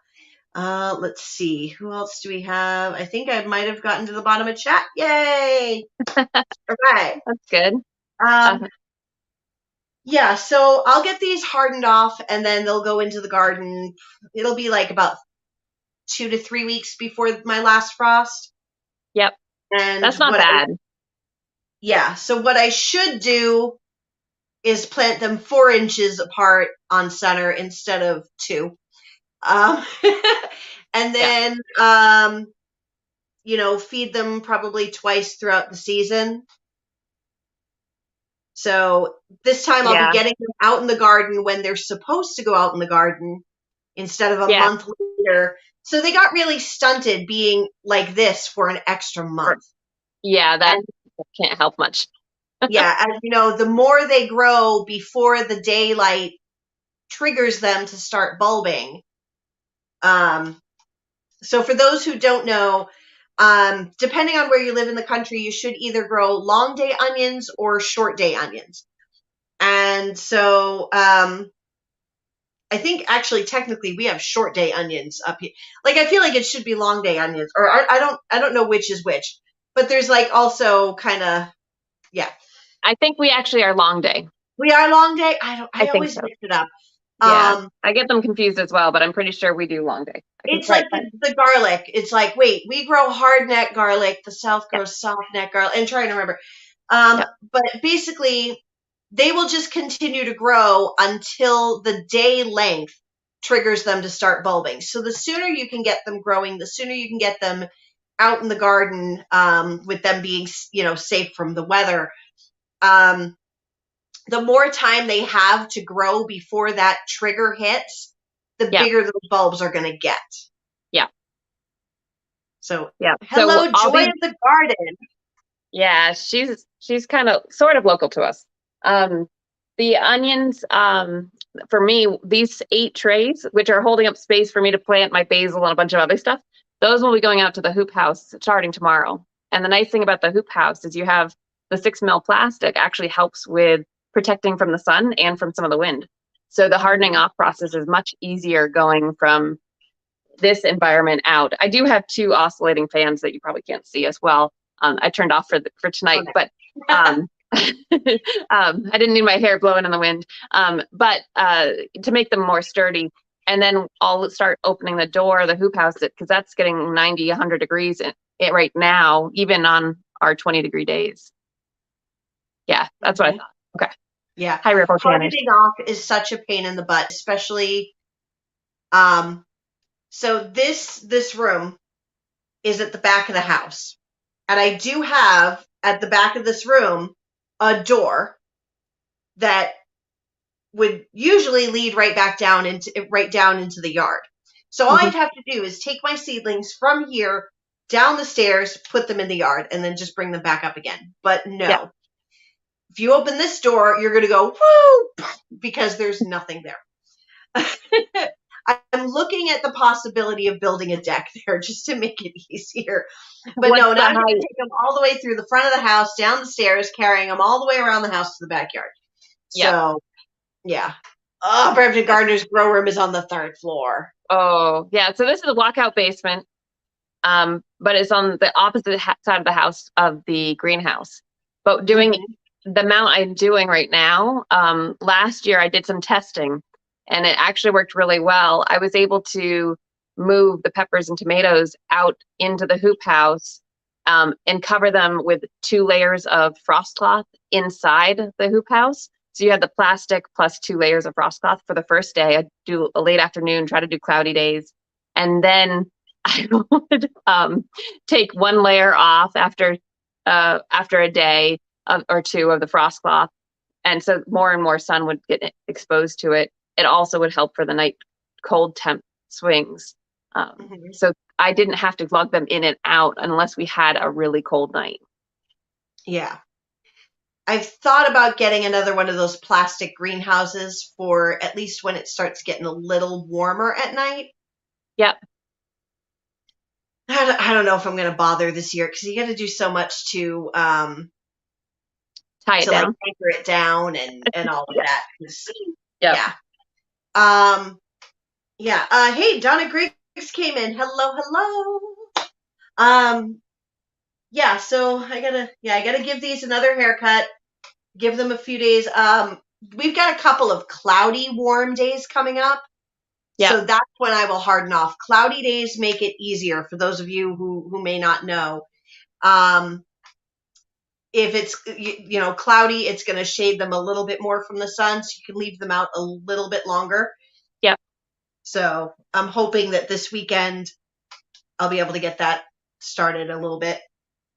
That's great. I meant to ask, did you hit your 4,000 hours yet? No. I remembered that the last few days of March last year is when my channel started taking off. Yeah. So even though I've gotten a lot of hours in the last 4 or 5 days, it's not hitting as much as it normally would. It's taking away that rolling calendar. So, yep. I'm crossing my fingers that tonight does well enough that it gets me through. And if not, well, I'll be going live on Saturday and Sunday.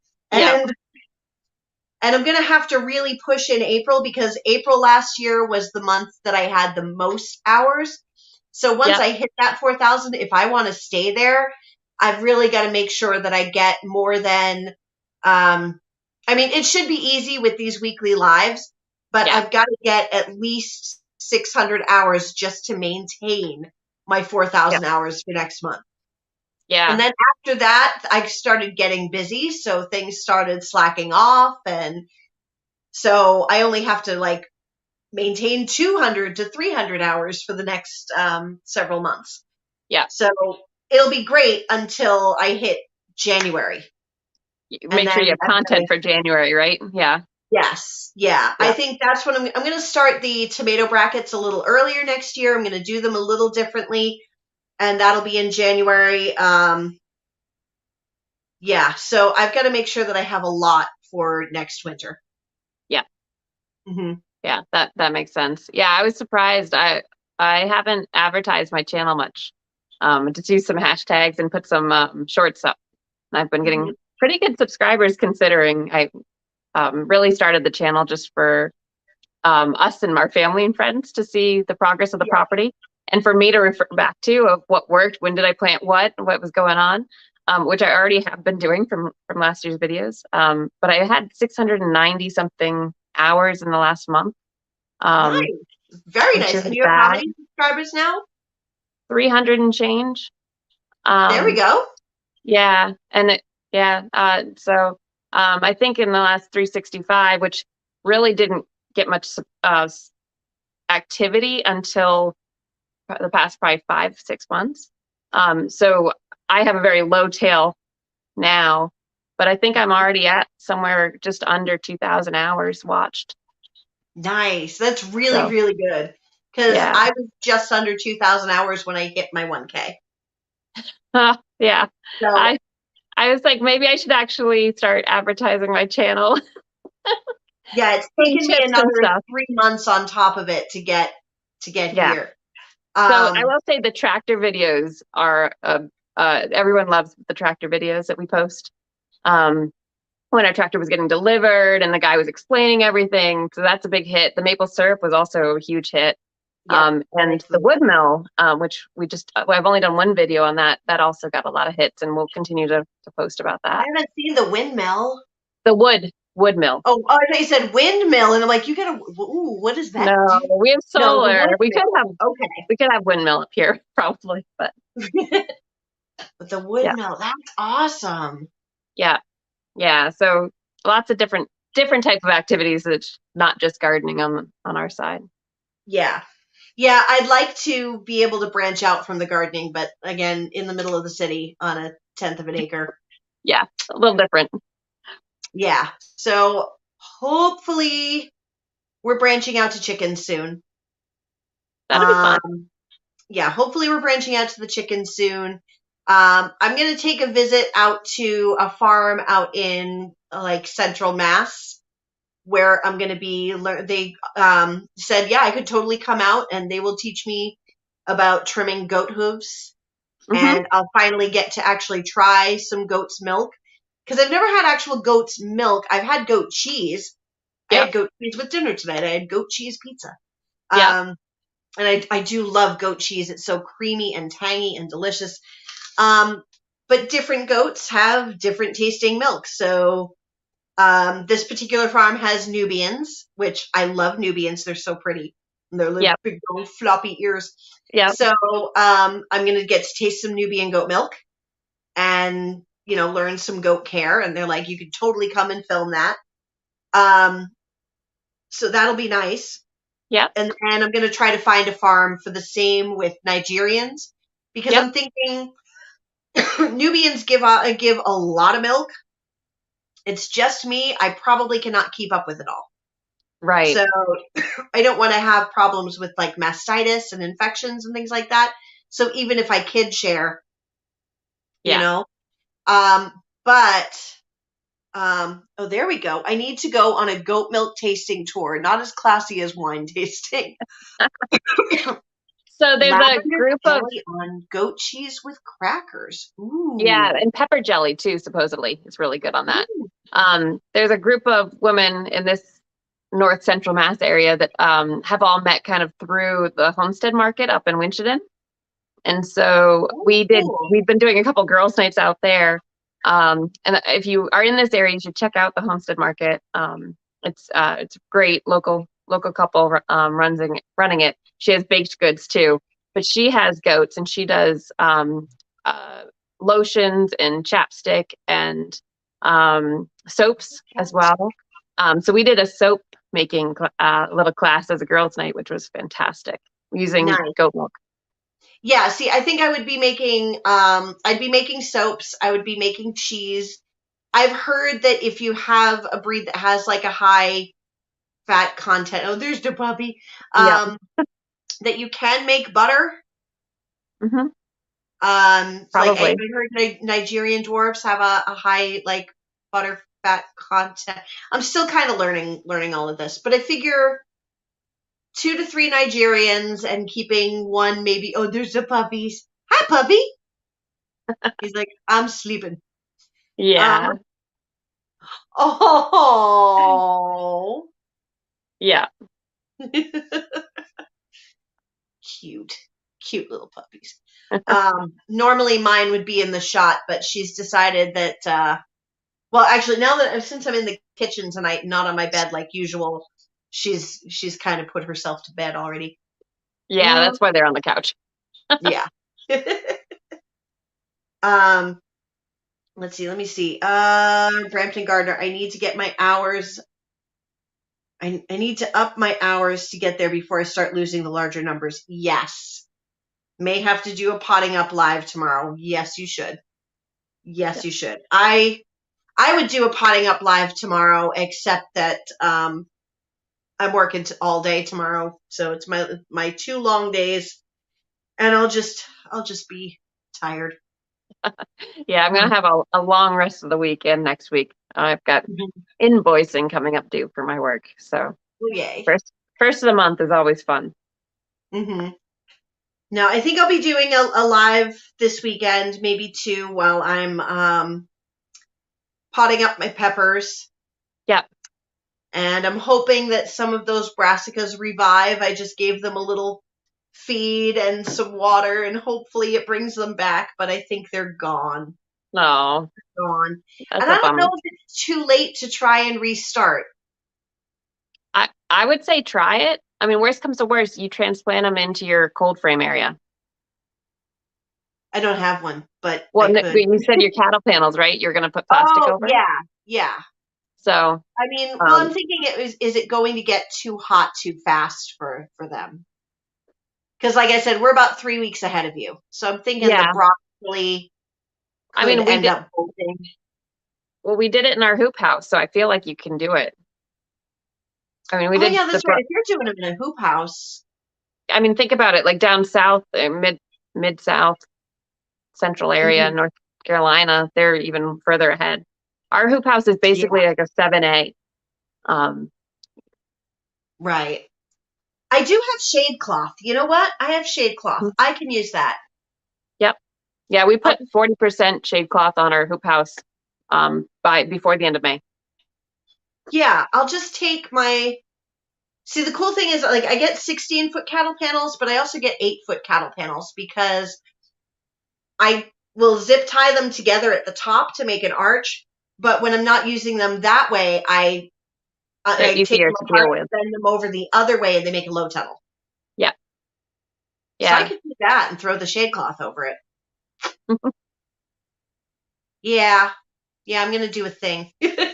We'll see if these survive, and if not, I'll just sew some more. Yeah. Well, I'm So, gonna take off soon. I gotta yeah. go do a little more work before I go to bed. So, Alrighty. but But yeah, no. thank you for coming on. Like, this has been really great and really fun.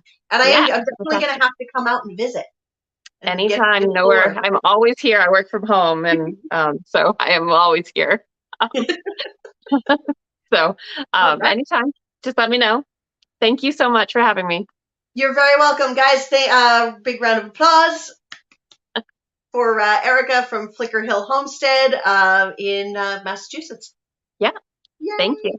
Yay. All right. Thanks a lot. We'll see you around. We will. Thanks. Bye, guys. Bye-bye. And now it's just me again. Let's see. All right, so I got about an hour and a half. That's good. I think I can keep going for a while. Let's see. Let me go back and catch up with some of the chat. Heather Lynn, I'm nervous about filming my first sunflower challenge video. You still have to figure out how to film yourself doing something. Does your phone like flip the camera around, like so you can like take a selfie type of thing? Because what I do is I actually flip the camera and then I put it in my tripod so I can see what I'm filming as I'm sitting in front of it. So literally I'm looking right at myself, although normally I'm looking here and I should be looking here, which is where the camera is. So my video isn't always like perfect, but yeah, so I just kind of adjust my camera until I'm in the frame where I need to be. And definitely, Shoot, you have to have that video out for April 1st, don't you? For the sunflower. And I cannot make it out to help you before that.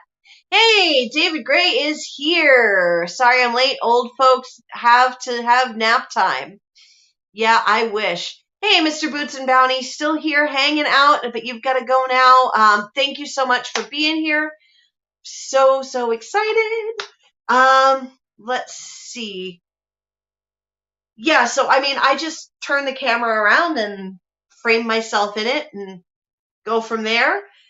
And it takes a while to get comfortable just talking to the camera, but I just pretend like I'm talking to one of my friends and telling them all about gardening stuff. And even though it's going to bore them to death, I figure you guys appreciate it more than most of my friends did or do or would.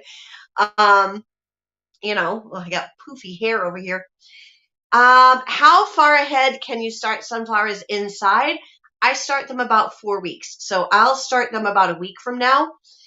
People will tell you that you can't start sunflowers inside because they don't like to have their roots messed with, and that is, they don't love to have their roots messed with, but if you're very careful about transplanting, I don't start them in little trays like this. I'll start them in a 4-inch pot, and they'll start like 2 seeds in there max. And so, you know, so yeah. Garden to table with Heather Lynn. You'll just have to do it and see what happens. Yeah, that is the thing. But when I do get out there and we dig the strawberries and all that fun stuff, I can show you some camera tricks so that your update videos will be great. Let's see. David Gray. Hey, Lydia Baker, I answered your question. I didn't even say hi to you. Hi, Lydia Baker. Yeah, take a test video. Just take like a minute or so video and just sit in front of it, talk, and then go look at it. And then yeah. 70 degrees today. I don't like you anymore. It was 20 degrees yesterday and the day before. And today we got up to a balmy 48. Hopefully soon we have some nice days. I think it's going to be 60 later on this week, but it's going to be rainy. It's not fair. Let's see. Yeah, sometimes I have to start my talking videos over too. I'll get 2 or 3 minutes into it and I'll be like, no, that was bad. That was not at all the way I wanted to start that. So I'll stop the video and I'll start over. Your sunflowers on the way. So excited. You have to transplant because either a squirrel or bunny will eat them. Yeah, I had the worst time with any flower last year. Is anyone growing Steve's sunflowers? No, I wish I could have. And I know Rochelle Brampton Gardner really wanted them. But he wasn't shipping to Canada, I think was the issue. So she didn't get them, and I have promised not to buy seeds again this year. And spending $100, even if it was for charity, which is a great thing, it was a great thing he's doing. $100 was not something that I could throw on seeds right now, as amazing as those sunflowers are going to be. So I did not, but I will be watching people who did just to see how they come out.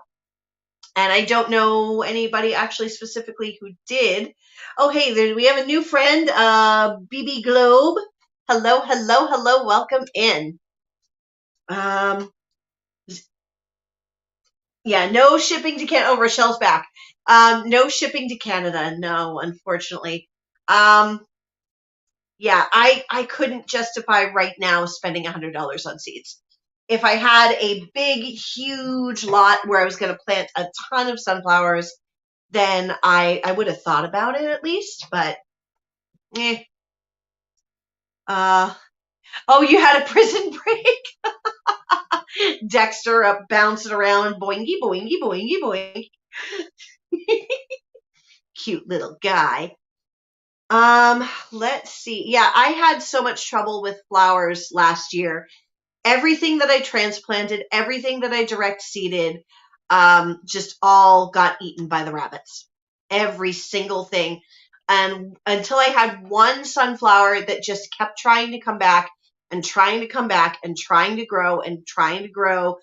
And then I finally got one sunflower off of it, and it was really pretty. But I planted 6 packets of sunflowers and got one flower. LP heading out. Okay, thank you so much for stopping in and hanging out. Oh, he ran past you upstairs. Oh, what a freshie. The money needs to go to compost. It does, actually, because I have 3 garden beds to build. Well, not 3 garden beds. I have 6 garden beds to build. Yeah. Heatherland, your flowers did better than your tomatoes and peppers last year. Yeah. I don't know. My tomatoes and peppers did great last year. It's weird because everybody's been saying with the rain and then the hot weather and then the rain and the hot weather that their tomatoes and peppers and all that did terrible, but I don't know. Mine loved it. I mean, and it was great. I don't think I watered my garden for a solid month. I don't know. Yeah, that sounds like a recipe for really tall cosmos, though. All the rain and then the heat, they like that. Let's see. You bought to support. You bought to support the cause and grow a few. That's awesome. Yeah, if you're growing them, I would love to see them. It'd be so pretty. This year, what do I have for sunflowers this year? Let me see, because I've got them right here. I do have all my seeds in front of me. I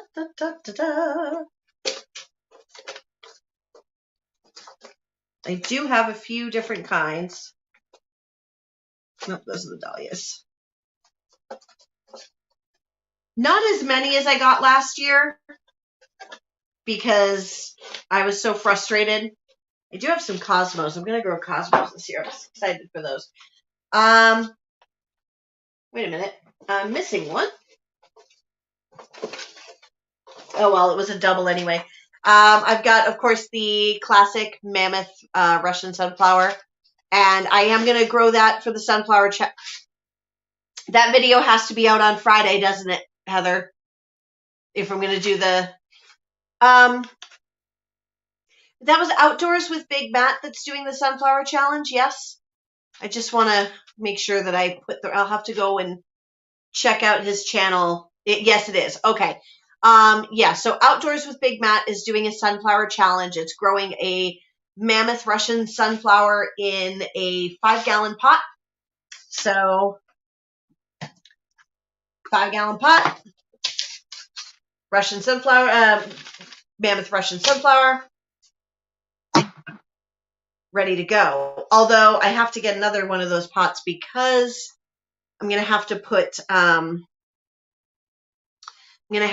my shampoo ginger in there because my shampoo ginger sprouted. It's got a sprout. It did not die. I'm so excited. I also have the American Giant Hybrid.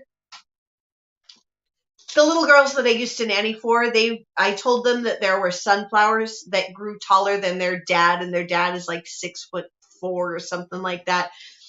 So they're like, there's no flowers taller than my dad. And I'm like, I will get you seeds and we will grow sunflowers taller than your dad. So I'm going to bring these over. I'm going to start the plants. I'm going to bring them over to my friend's house, and their little girls are going to start them, are going to grow them bigger than their dad. Hey, So Good Gardener. Hey, it's only an hour and a half in. We'll probably be going for another hour and a half the way I talk. So, and then I've also got Velvet Queen, which I wanted to grow last year as well. And they all got eaten by the bunnies. And I could have sworn I had another one in here, but if I don't, oh well, this is enough. Let's see. Permanent Gardener, good news. Snow ×3 on the daffodils means it's done. This weekend should be number 3. Oh, let's see. You've got a bucket from the hardware store for the challenge. Good. And I am going to Walmart tomorrow, and I'm going to get you one of those 18-gallon tubs so you can grow your Come Salsa With Me challenge, or whichever one it was that you wanted to grow in there. Let me think. Hopefully this weekend, if there is enough, if it's warm enough, because I don't really want to be out in the garden in the 40s. If it gets up into the 60s this weekend and it's not like rainy, I'm going to put together my green stalk, because it's been sitting there for a month and a half, just tempting me and calling to me. It's like, Danny, put strawberries in here. Let's see, if you want a few seeds, I do not have a P.O. box yet, but I've been getting a lot more mail recently. Like, I have a mail call of like 3 different channels that I've got to do this weekend. I have so much filming I have to do this weekend. It's not even funny. Tonight I have to film my final MIG grow off video.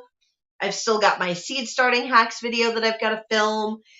I've got to do some Shed Wars stuff. I've got to do challenge entries, because I'm doing the Garden State Gardeners cucumber and zucchini competition, as well as the Shed Wars Massive Mater Madness, Massive Mater Mayhem competition. So that there's I've got so much filming to do. You set up your green stalk on Sunday, but it's too cold to plant. It's not quite cold enough. It's not quite too cold for me to plant out bare root strawberries, though. So I'm going to do that and just keep them well watered. But before I put them in there, I'll just make sure that we're not going below freezing in the next 10 days. So, let's see. You're not huge on social outside YouTube. I have an email, wickedawesomegardening@gmail.com, if you want to shoot me an email there so that I have your email address. I would love that. I don't know if there's anything I can trade you or something like that. I don't know. Kitty, where are you located anyway? Just in general in the country. You don't have to get too close to the area.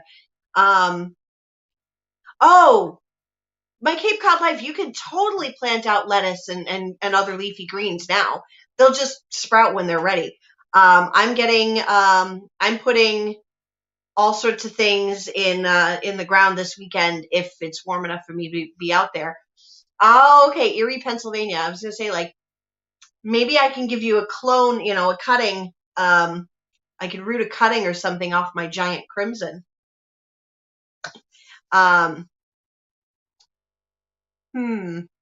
We can figure out some way to do that. May have to research how to send tomato plants through the mail.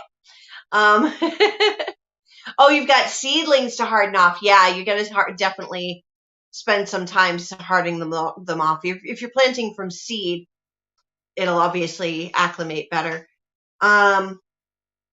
Let me see. Yeah, I've got so much to film this weekend. It's going to be crazy. I've got 3 weeks of content in a list of videos. I've just got to have enough time to actually film them. Tonight we're doing this live stream, so it won't be tonight, but I think I will have to go down and at least film the MIG Grow Off finale. How big do my tomato plants need to be to put them in the ground? Have to do better next year starting seeds. Last year I started seeds way too early. So they got huge. I didn't have enough grow lights and enough room to really Oh, that's right. Kitty, you have the giant crimson already. Okay. Cool. Yeah, so I started tomatoes way too early last year. I had a literal tomato forest growing in my grow room because I got overexcited. I started them too early. And they all just suffered so badly they died. So I had to start over tomatoes in the middle of April, end of April. the end of April, knowing that they would be going out in the garden a little bit after Mother's Day, and they were only about 3 weeks sprouted. So I was planting out little baby tomatoes. So, I mean, you can transplant them outside at any point. Just make sure you harden them off first. So if they've only got like 4 or 5 sets of leaves, they'll be fine. You just really want to spend time like bringing them outdoors, giving them a little dose of sunlight for like an hour or two, then bringing them back in. And actually down south, I might even do it in smaller increments, like first day, half an hour to an hour, a little longer if it's cloudy. And then the next day, double it, the next day, double it, just over a few days. So they get used to the sun and the wind and all of that.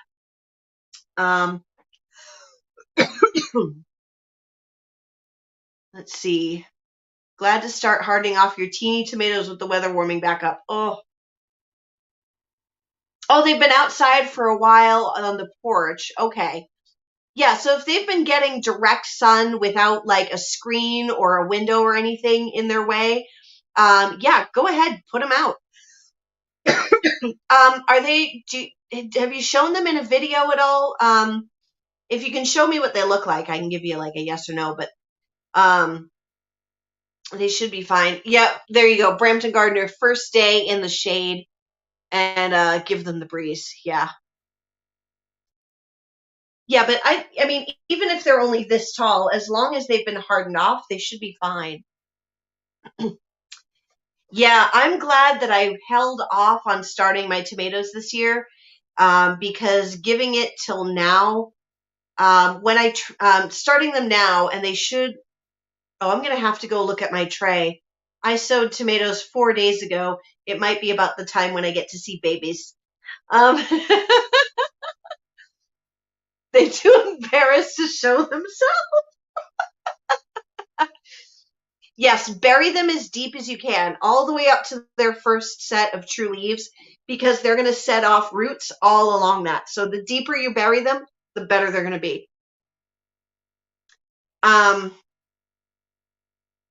Yeah, so normally I start tomatoes like the middle of February, and that's really too early when I don't have like good enough weather until the middle of May to put them outdoors. So this time I did the tomato brackets, and I purposely made it so that I would have to hold off until the middle to end of March to start my tomatoes. So mine haven't even popped up yet. I might maybe have a seed or two in there, but probably not yet. I'll go check them later. I will probably be disappointed. But this way, the transplants, when it's time to put them out, they'll be about 6 weeks old, and that's generally about the earliest that I generally like to put them outside. And if they're inside for much longer than that, being in the small pots, I feel like they can get stunted. Let's see. Your husband asked you the other day when they needed to be potted up. Told them that they had to at least have their true leaves first. Preferably, I wait and I don't transplant them till they have at least 2 sets of true leaves. So, yeah, let them get 2 sets of real leaves, and then you can transplant, and that's usually a good time. They haven't like gotten such a big root system that they're all bound together, but they don't have such baby root systems that they're delicate. So.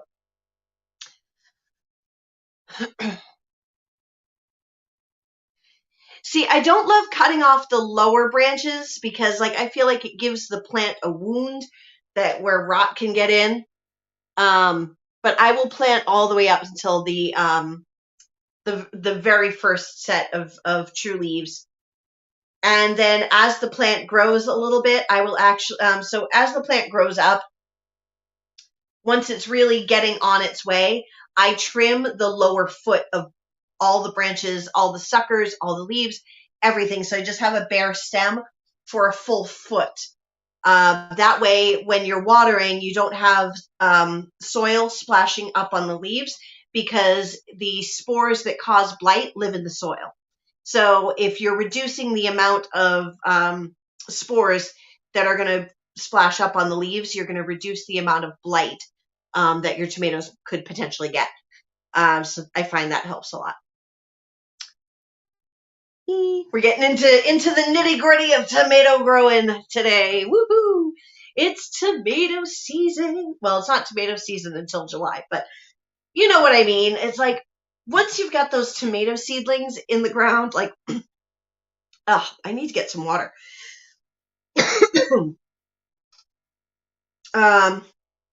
Yeah, I suppose you could do that if you prune them a bit early and let that scab over a bit. Yeah, my throat is going all dry. Hold on, I'm gonna grab just a quick drink. Hold on. I can show you how to prune tomatoes. Let's see.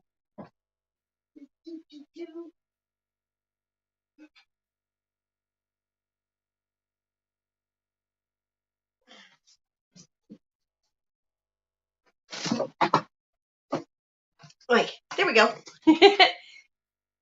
Let's see.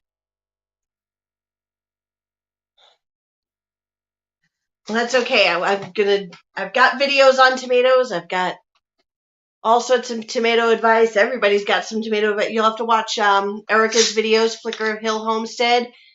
Her information on her lower and lean.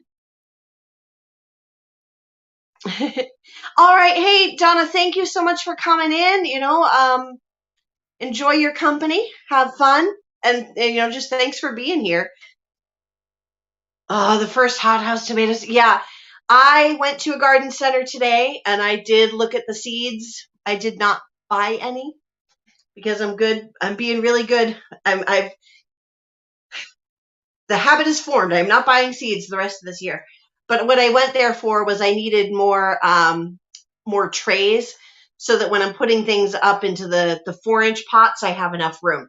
So I had to go there and get a couple more trays. But I saw they had tomato seedlings, and I'm like, no. I don't need huge, like, foot tall tomato seedlings now. 6 to 8 weeks still to go before we can plant them outside. No, I do not need to get tomato seedlings. Not only that, I planted enough seeds that I'm going to be giving away seedlings. Oh, there we go. I actually didn't even look at the price on the seedlings. I've been seeing, like, at Home Depot, like, I've seen a lot of people sharing too. And when I was at Home Depot to pick up some things for the house, I did look at the, because they have starts for kale and broccoli and Brussels sprouts, and they're like $2 more than they were last year. Yeah, exactly. Yeah, $4.98 where they used to be $2.78. It's crazy. Ugh. I mean, I understand, like, the cost of fertilizer has been going through the roof. I actually have, like, I am so happy right now that I have one of the big bags, like 15-pound bags of Trifecta Plus from MI Gardener. So that's going to really, really help. I wish that I wish I was in my old apartment. I wish I was in my old apartment. I do. Because I had that driveway on a side street, and I was like, I'm going to do a seedling sale in my driveway. Think about doing like $1 or $2 seedlings, a little pot. Like, you just sell versus $5 a piece. It's nuts. It's nuts. Oh, soil delivery. I've got to check and see what my local nursery is doing for compost delivery this year.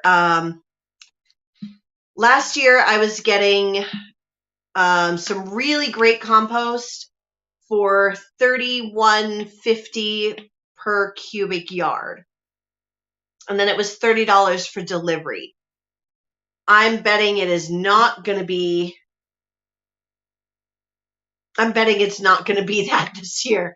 I think what I might try to do this year, instead of getting in big batches, because where I'm going to be growing, I can't really get big piles of soil delivered.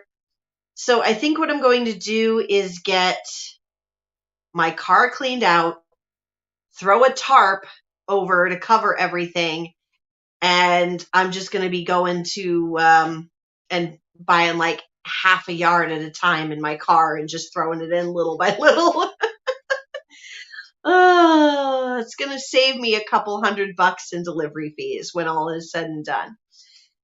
It's just going to be a lot more like back and forth. But I mean, I go by the place on my way home from work. So as long as I stop in, shovel a bunch in my car, yeah. Some people have told me there is a place in my town that does have free compost, but I don't know how much I trust it because you never know if the people that are bringing their yard waste and things there are using whatever chemicals.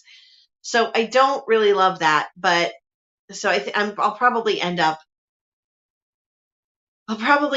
still getting compost from the local nursery. You have people asking right now. Okay, 1,000. Wow. Yeah, I'd like to do a seedling sale. Actually, a friend of mine who does have a YouTube channel, and they started their YouTube channel long before I did and had already kind of given up on it. They really weren't seeing traction. And she's thinking about doing more videos again. So Parsley Farm on YouTube. She's got some great duck videos and home renovation videos and chicken videos and all that stuff. They just bought a new property, and so they just finished getting in their chicken house and getting their chickens and ducks settled, and they're getting everything ready to move in. And she's going to build, not for this year, but for next year, there's going to be, I think it's in either Georgetown or Groveland, I think. I'll have to check with her. Her name is Steph. I've known her since high school. We weren't like particularly close friends. We were just kind of like on the periphery of each other's friends groups and in like chorus and stuff together. Um, the cat walked across the board. Hey, Kirsten, how you doing? Excited to see you here. Anyway, she's going to be building a little sort of plant shed, like a stand on the side of the road. And so she'll have fresh chicken eggs, fresh duck eggs, and she's going to do some seedling sales. And because I grow the crazy tomatoes and things like that, I'm going to, take a little space in her stand, I think, to throw some seedlings in there as well. So, you wish the city you live in let you have chickens. I know. I'm like still like only 90% getting chickens because I figured out the city will let me have them.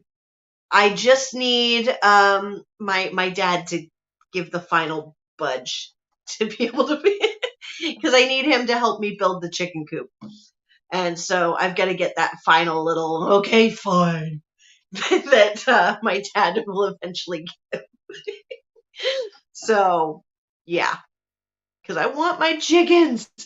She's actually, Steph at Parsley Farm, she's also the one that will be getting my chickens and brooding them for me, because she's about to put in an order for chickens, and so she's getting some Easter eggers and golden comets. So I figure I'll get 2 of each, and those will be my chickie babies. And I won't have to go through buying a whole brooder setup and having to learn all that. I'll just take them when they are old enough to be on their own. Yeah, seedling sales are hard. I did want to do one the first year I was in that last apartment, and I did have the space to actually grow things. But what I didn't have was time to get everything set up. So it went very, very badly. Yeah, you could have chickies if you had room. Trying to sell plants, not at a huge profit firm. Yes. See, that's the thing is I don't think that I could like dare sell a tomato for more than $2. Like a tomato in a 4-inch pot, that's, going to compensate for my time, my seeds, the pots. But more than $2, like, feels like way too much. Even I could even see doing it for $1. You're still probably making like 50 cents profit or whatever it is, Um, I'm only growing one of each of these tomatoes that I seeded, but I sowed 3 seeds for each, and 5 for the giant crimson. So, I'll plant out in the garden what I can fit, and then what I can't fit, I'll give away. I'll put them straight up on our local page. We have a group called the North Shore Garden Club. So or North Shore, Massachusetts Garden Club. So I'll just post in there, hey, I've got free seedlings. They're here, porch pickup, blah, blah, blah. And people will just come and take them. It sounds good to me. I wanted to sow a few extra just for insurance, because if one doesn't germinate, then you've got to start over. So I sowed 3. 1 out of 3 for tomatoes should grow. So yeah, see, specialty seeds, that's a different thing. Yes, community gardens too. Volume discounts. See, it sounds like you had like a big established thing though. I really wish that I had the space. The one thing that would keep me from doing it here is 2 things. I don't have room right now to grow everything. Like what I've got growing now is a huge downsize from last year. Last year I had an entire 6x4 table full of trays and a few other racks. Like it was overflowing. So I had tons. And right now I think I've got 4 trays of seedlings total. No, I've got 3. 1, 2. No, I've got 4. I forgot about my eggplant, and some of the flowers. So I've really, really, really scaled back. Oh, see, that's nice. Yeah, that is nice. Donating to the seedling center. I mean, to the senior center.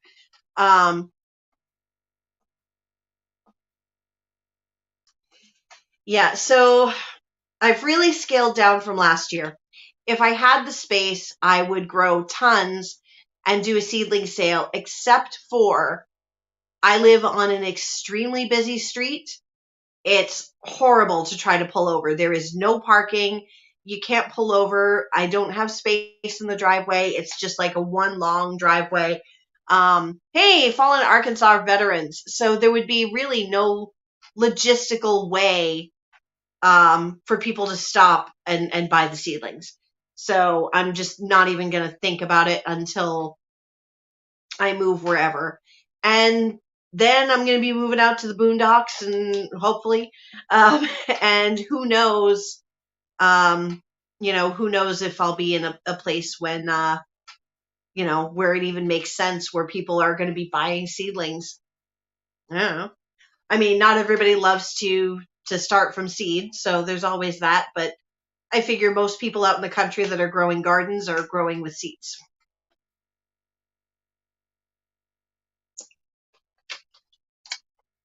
Yeah, see, but thing is, 133 1A, you could kind of pull over. It's not so busy, like people go around you, things like that. I'm on 62. For Heather, who's in the area, I live right next to the Cummings Center in Beverly, and it's like you can't even slow down in front of my house because you're going to hear horns and people like crashing into your butt. So yeah, marketplace is good. Sell seedlings at a farmer's market. The only problem here is that the farmers markets don't really start up until June, and by then you're already out from seed starting and plant starts. Because I have thought about trying to do a farmer's market, but it's just they don't start soon enough.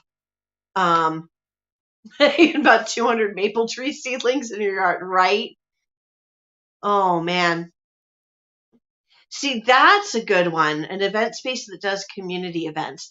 I probably could do that. I know there is like a garden school actually in my town, and they do seedling sales, and they probably will be doing their seedling sale sometime in the next month, like late April, early May. But I don't know if that's like people are donating flats of seedlings or something like that. So I don't know. I mean, I don't think I'd be able to do a seedling sale there, but they would probably take the extra babies. Oh, you had a hard time getting people to stop when you were selling strawberry plants last year. Got it. Yeah, I get you. The local horticultural society. Yeah. Oh, yeah, but I don't know. Like I said, this year I really scaled it back. Someday when I can have a greenhouse and make things easier, make the hardening off process easier, because I wouldn't want to be selling plants that weren't already hardened off and ready to go right in the ground. So there's a lot of work involved in that, and I just don't have it in me this year. So I've got like this 1 month of peace coming up right now. My show is over. I'm not doing the next show. It's a straight play, and I'm a musicals girl. So auditions for the next musical are not until the beginning of June. So I'm done with theater for now, aside from a couple of board meetings. And all I have really for the next month is work and YouTube, because softball is starting soon, but softball starts in May. So I've got between now and May 4th with nothing. So I can focus YouTube, garden. I mean, garden just means YouTube by extension. We were talking, Heather was talking earlier, not Heather, sorry, we're talking to Heather. Can't wait. Oh, you do theater too? We just finished up a run of Cruel Intentions, the 90s musical, and I was not on stage for this one. I was stage manager. It's the first time I haven't actually been on stage in a production. I've been behind the scenes. I love it. I love it so much. And I'll be trying out for the next musical. We're going to do, we're going to do something called The Trail to Oregon. So it's based on the old Oregon Trail game. It's a little interactive with the audience, because as they're coming in, they vote on who they want to die of dysentery. And then the audience names the characters by shouting out terrible names. So it's going to be a really fun show. And we're going to do that in June. But I have a good stretch of 2 months, no theater, and then 1 month will be softball, and then summer will be softball and theater and all that good stuff. But I am not overloading myself this year by babysitting for my other friend's kids during her softball games, because that plus work plus YouTube plus 2 theater shows plus my own softball just killed me. I did that all the way from May until November, and I was moving at the end of November. It was just no, done. Hey, all right, see ya. We'll see you. We'll see you around, Julie. Local Line. I have heard Local Line is very good for that. Yes, I have seen. I haven't seen Flower Hill Farms video on it, even though I do watch their channel quite a bit. But I have seen the one on, or more than one, from You Can't Eat the Grass on Local Line. But like Erica was saying earlier tonight, she started her YouTube channel mainly as a way to like keep family and friends updated with the farm and the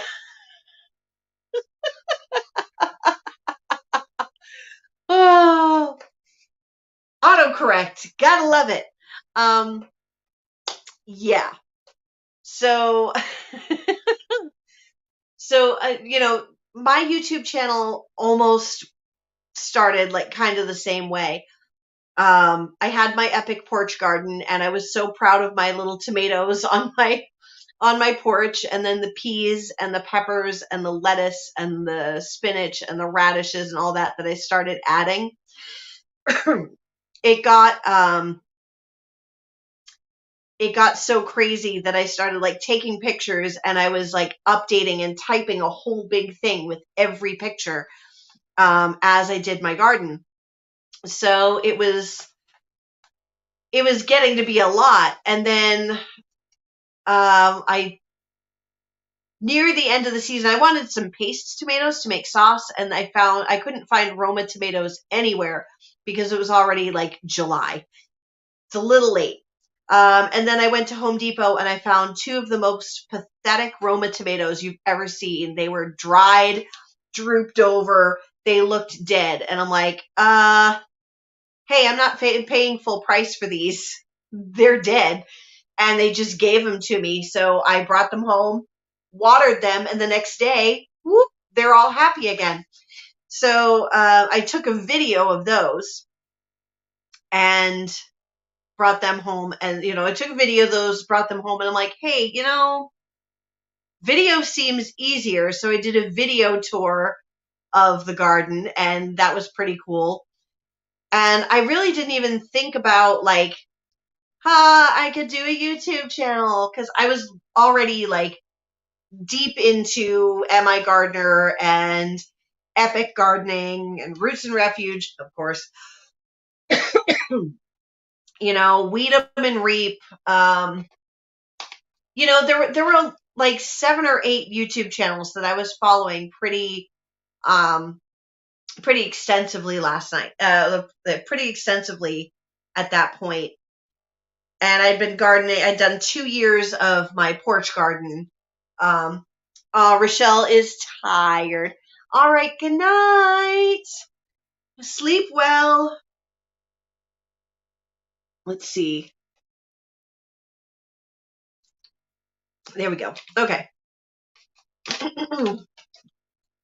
Yeah, so I never really thought about starting a YouTube channel because the idea of filming and editing was just so overwhelming. Like, I am not a tech person. I'm what I call a techno peasant. If I tried to switch to a different editing program right now than KineMaster, I would be all thumbs. I would be like, I don't know what I'm doing here. It took me months just to figure out even the basics of this program. So I can't even, and then how long to figure out StreamYard. And pretty soon I'm going to have my monetization, like, big giveaway. I don't know exactly what I'm going to do for that yet. I'm probably going to do some things, kind of like Ann Dale did the other day from like Amazon, and I may give away a green stalk. I don't know. Yeah, so I mean, I've got just so much stuff. um, oh, yeah, and now I've introduced you to a whole bunch more friends.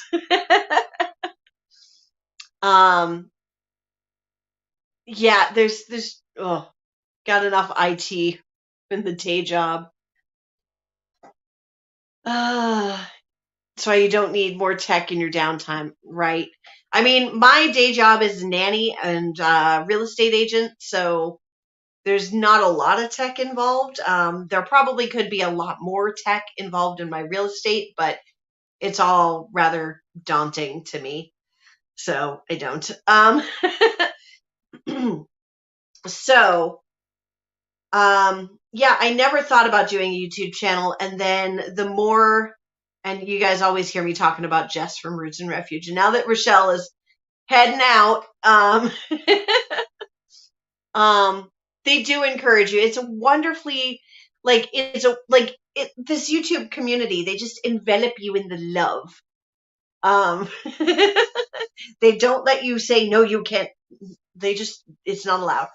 Um, yeah, but hearing Jess from Roots and Refuge and talking about how when she was living in her little apartment in the city, or when she was like a divorced single mom with two little boys and one of them having all the food allergies and just struggling to make ends meet, and how she never thought she could have what she has, and how YouTube is made her dreams come true. And she's like, if we could do it, you can do it. And so I just said, you know what, I'm gonna do it. I put like a post on Facebook. I said, guys, if I had a YouTube channel for my garden, like what would I call it? And a friend of mine just goes, well, you're in New England, or Wicked Awesome Gardening. And I'm like, oh, that's it. But, I started I started recording, well, not recording, like I started like keeping track of my garden and sharing it with people through pictures and things like that. So that's really where all of this started, was just sharing the pictures and talking about my gardening, and people actually seemed somehow interested. And that's, it took me over 2 years of gardening before I made my first video and started this whole thing. But yeah, I don't know. I feel like things are starting to like wind down. It's almost 10:30. I've only got like 13 in chat. MS Teams and video. 8 hours a day. No, I'm a nanny, so my day consists, like, tomorrow. This will be my typical day. I leave the house by 7, and usually say, just get over it. You got this. Yeah, that's the thing. Yeah, you just got to get over it. And his first video did 5K in 2 hours. Oh, that's crazy. My best video took my best video, well, I won't say best video. It's definitely not the best video. But my most popular video, and I just wish that I had made it more than 3 minutes now. My most popular video was the Naked Gardening Day video, and that thing got 1,000 hits in its first 24 hours. And I considered that like very, very, very, very good. I'm wondering if I will get the same like duplication this year. I just don't know how I'm going to top last year's video. I'm going to have to spend the next 3 weeks writing jokes. I don't know. So, something about like personal sized melons. The problem is that down south, things are up and growing by May 1st. And so they can strategically sit behind plants or whatever. And May 1st here, we can't do that. We've got like this. That's not going to work. These onions smell good. Yeah, the gaming community is definitely a whole different genre. Yeah, it's just been a fun thing. I think I was going to keep this going for like 3.5 hours tonight, because I think that might be what it's going to take me to get my hours, but I'm kind of running out of things to talk about tonight. Blacktail Mountain Watermelon is good. How big are those?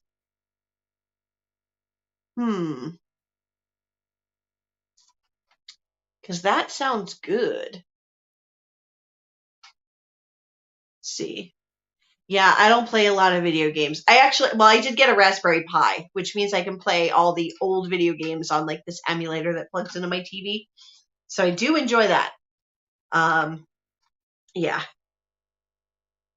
Oh, I'll tell you. So, being that we're like personal sized melons, well, it was more like a. Can I say I'm not monetized yet? It's more like a boob joke. Personal sized melons, big juicy tomatoes.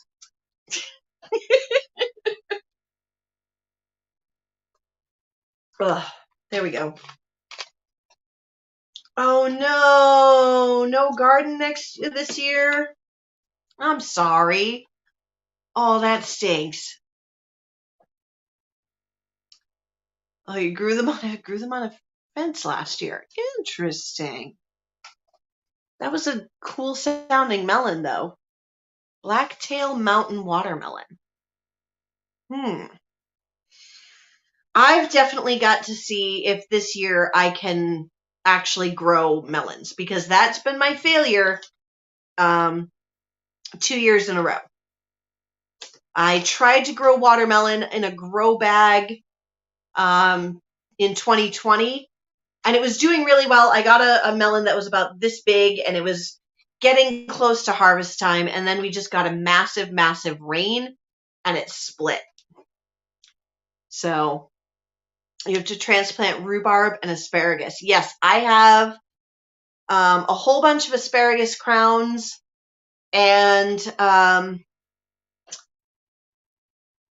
yes, bag in the gutter reminds you of the get stuffed and German Johnson conversation. Yes. And I've got them both in the garden. Get stuffed and German Johnson I'm growing this year. You grew them in 20-gallon grow bags. Nice. Nice, nice, nice. Yeah, it was going really great until we got a massive rain and the watermelon just swelled and split. And I was so sad. I was babying that thing. Oh, your asparagus died. Oh, no fun. I've got asparagus crowns. I've got 18-gallon storage tubs from Walmart that I'm going to grow them in. I'm going to put a bunch of piccolo watermelons. See, there's all these, like this whole world of melons that I don't know anything about. I think I have Inspire Hybrid Cantaloupe. Wait a minute. I've got them right here. I don't even have to think about what melons do I have? Because they are right here. Let's take a look. I have, let's see, there's my Kajari melon, Inspire Hybrid Cantaloupe, da, da, da, there's the ground cherries that never ever sprouted. So mad.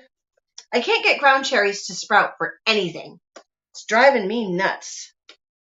Oh yeah, Hearts of Gold Cantaloupe. That's what I have. Hearts of Gold Cantaloupe, Inspire Hybrid Cantaloupe, Sugar Baby Bush Watermelon, Tigger Melon, and Kajari Melon. That's what I'm trying this year. Let's see. Okay, stay there. So, yeah, so I'm hoping that I can take these. I got Mary Washington asparagus, purple asparagus, and then I got something else. And I can't remember what it was. It's some other green asparagus. 3 crowns of each. I'm going to put 4 in each of these 18-gallon tubs. And then hopefully in 2 years when I'm buying my property, maybe even next year. And I may just go poke Leanne on that whole like 6 acres by the river thing. Like, is that a serious offer? Because I will take you up on that. Yeah. I'm actually debating. I have a real estate deal closing at the end of April, and it's going to pay me after all is said and done about $6,000. And I'm debating taking that and saying and checking with this little property that I'm in love with down in West Virginia and saying, would you take a 10% down payment and owner finance this? Like, I mean, can you own or finance? And if that can be done, who knows? I could be moving in June, but probably not. It's like 1,000,000 to 1 that works out. But they have been trying to sell it for like 6 or 7 months. You never know in real estate. It can't hurt to ask. If that doesn't work, I'll just take the money and I'll pay off my car. Oh well, what are you gonna do? Yeah, but hopefully in a year or so, I'm buying my property and I can take those 18-gallon tubs and I can just dig a hole, drop my whole asparagus in there, and just let it grow into a big perennial patch, because that would be awesome. Okay, ground cherry, I should use the baggie method. I'm going to try with the rest of the seeds in there. I'm going to try the baggie method and see if that helps, because I wasn't able to get them to germinate last year. I wasn't able to get them to germinate this year. I thought I had one, but it turned out to be an errant eggplant seed that just got moved over from the tray next to it. So, whoops. What is this poof thing going on with my hair today? Look at this. Vermiculite has been off. I do have a big bag of vermiculite. So, yeah. Okay. Okay, so ground cherries in the baggie method, like paper towel, like damp paper towel and all that. That's what I'm thinking. Because I would like to actually try these ground cherries. They're going to go in the canning garden. No? Okay. All right. I will let me know what the method is here. Because I know the woman who's hosting the canning garden, she really wants these ground cherries, and they are they are pineapple ground cherries.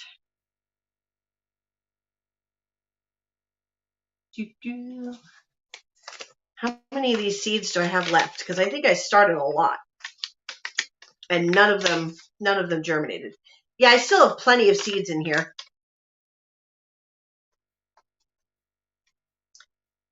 Yeah, it germinates 8 to 15 days. I don't even know. Oh, okay. Oh, okay. All right. I see what you mean now. Okay. Well, I can do that. All right.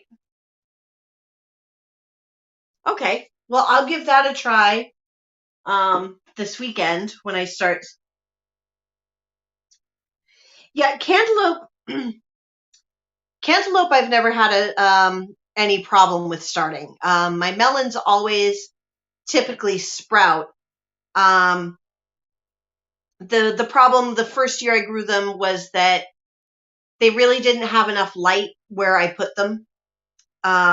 So I only had one good sized melon, but like I said, huge downpour and the bag just too much water in it. And then last year I planted everything out along the trellis, but the spaghetti squash grew so fast and so prolific that it took over and it shaded everything else out. So the cantaloupe, the Kajari melon, just got totally overtaken, and none of them could survive. They just they didn't have enough light. So this time I'm going to give them a lot more space. Not going to grow them anywhere near the spaghetti squash, and I'm going to baby them quite a bit because I want melons this year. I need to get at least one Kajari melon so that I can, hey Pam, Blue Self-Reliance is in the house. Must be early morning over there. Yeah, I really want my Kajari melon because I only have 4 seeds left. Most cantaloupes split and then the slugs took over. I have yet to have a problem with slugs, but I think at my first sign of them, I would start throwing out the beer traps everywhere. My biggest problem with pests this year, I think, is going to be rats. As disgusting as that is. And I won't use poison. Oh God, what this? I won't use poison because we do have a lot of other local wildlife and all of that. 3:30ish in the morning, but you're awake. We're just going to be doing a lot of traps. There's not too much we can really do. So lots and lots and lots of traps. It's going to be like a ring of traps all around the garden. Yes. So my garden, the melons are going to be growing just a couple feet away from where I've got my tomatoes. And yeah, we don't have a cat. My mom is allergic to cats. And also we live on like the world's busiest street. It's a main road. There's always traffic. Cat will get run over by a car. So no kitties here, unfortunately. It's just going to have to be a lot of traps. I typically do not have problems with pollinators. Around my tomatoes, I tend to plant a lot of nasturtiums, marigolds, borage. Borage brings in bees like they're like a bee magnet. My eggplants always are covered in bees. And now because I've said that, just in case my friend Chris pops in and watches this video, I now have to go covered in bees, which is kind of a covered in bees. It's kind of a private joke with my friends group. Cats are hit and miss. Yeah. You sat there and let a mouse eat your biscuit and went back to sleep. I'm gonna eat her biscuit. Oh my goodness. Maybe plant cat mint and some will come to visit. It's possible. It's possible. There are some that roam around. Not too many though, because people in my area are like crazy about cats being outdoors. I know it's the silliest, dumbest thing in the world, but somebody in my town, or my city rather, sees a cat. They have to photograph it and put it on the community page. Does somebody own this cat? It's outside.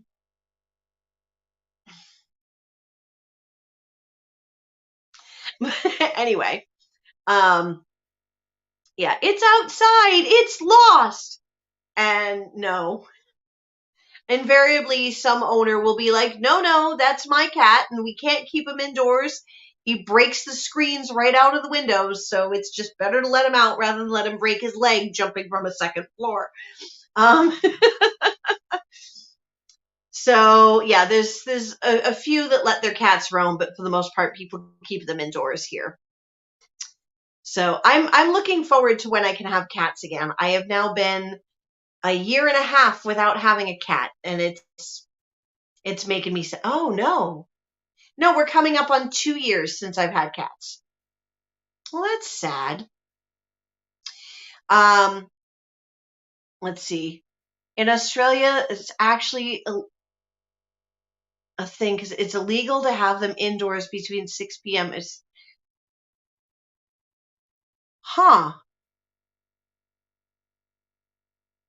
It's illegal to have your cat outdoors at night because they'll be shot.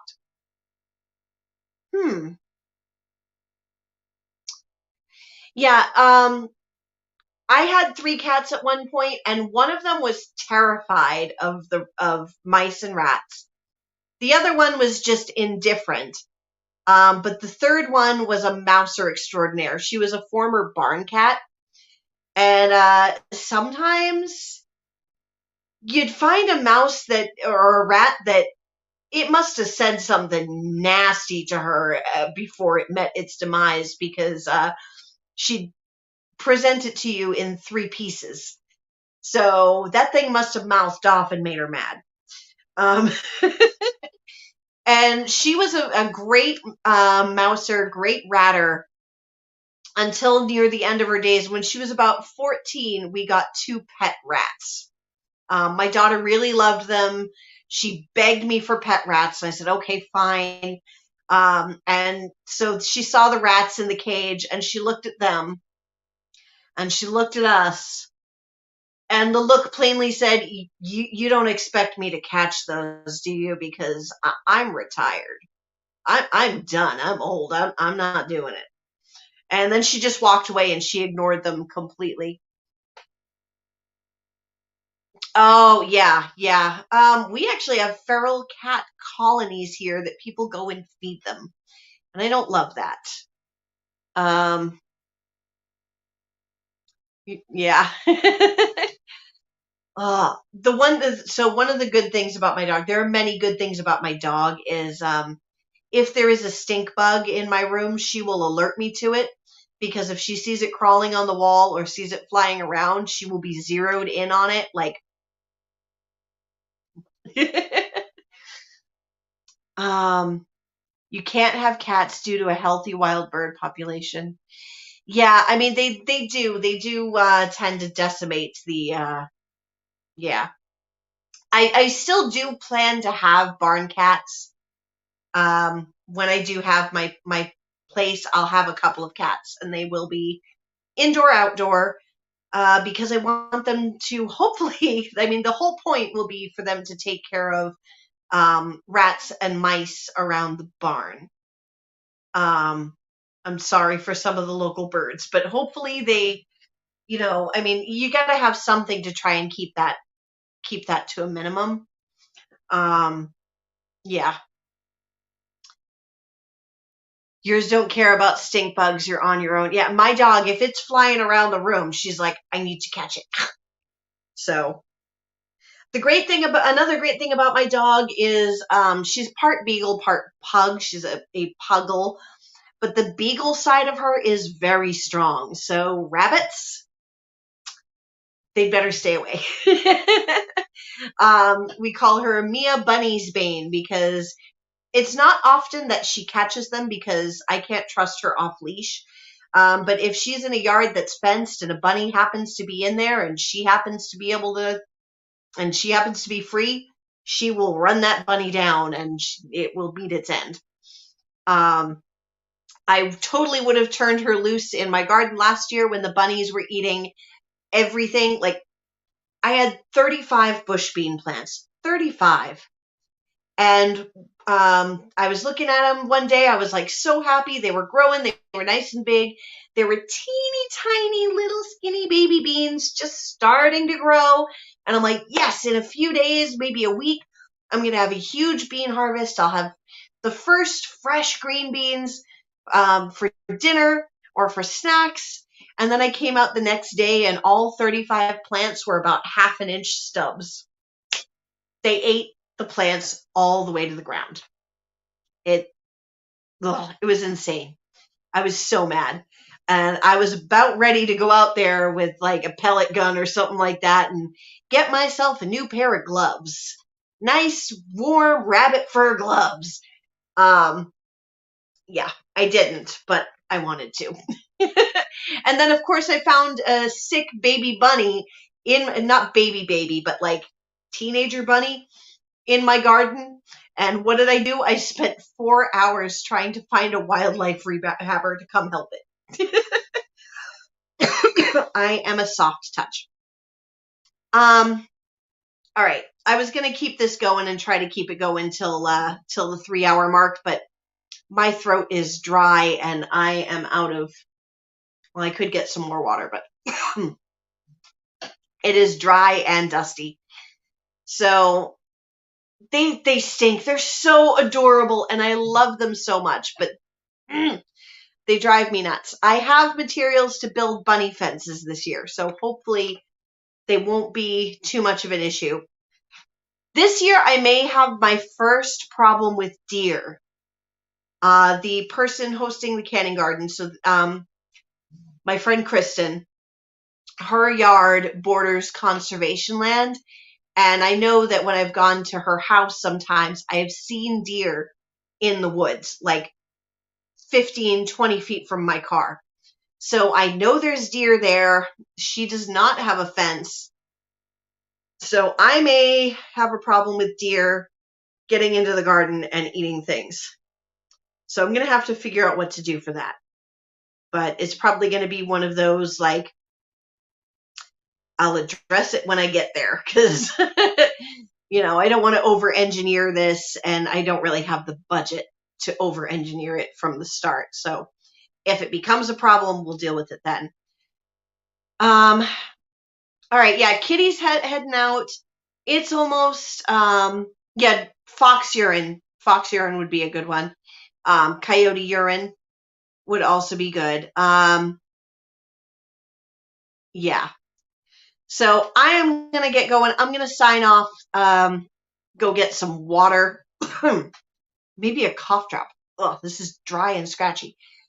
Thank you so much for tuning in. Hopefully, this did the trick and maybe got me over my 4,000 hours. And hopefully, and in a couple of weeks, we'll be doing a monetization celebration once I get through all the AdSense things and I'm actually monetized.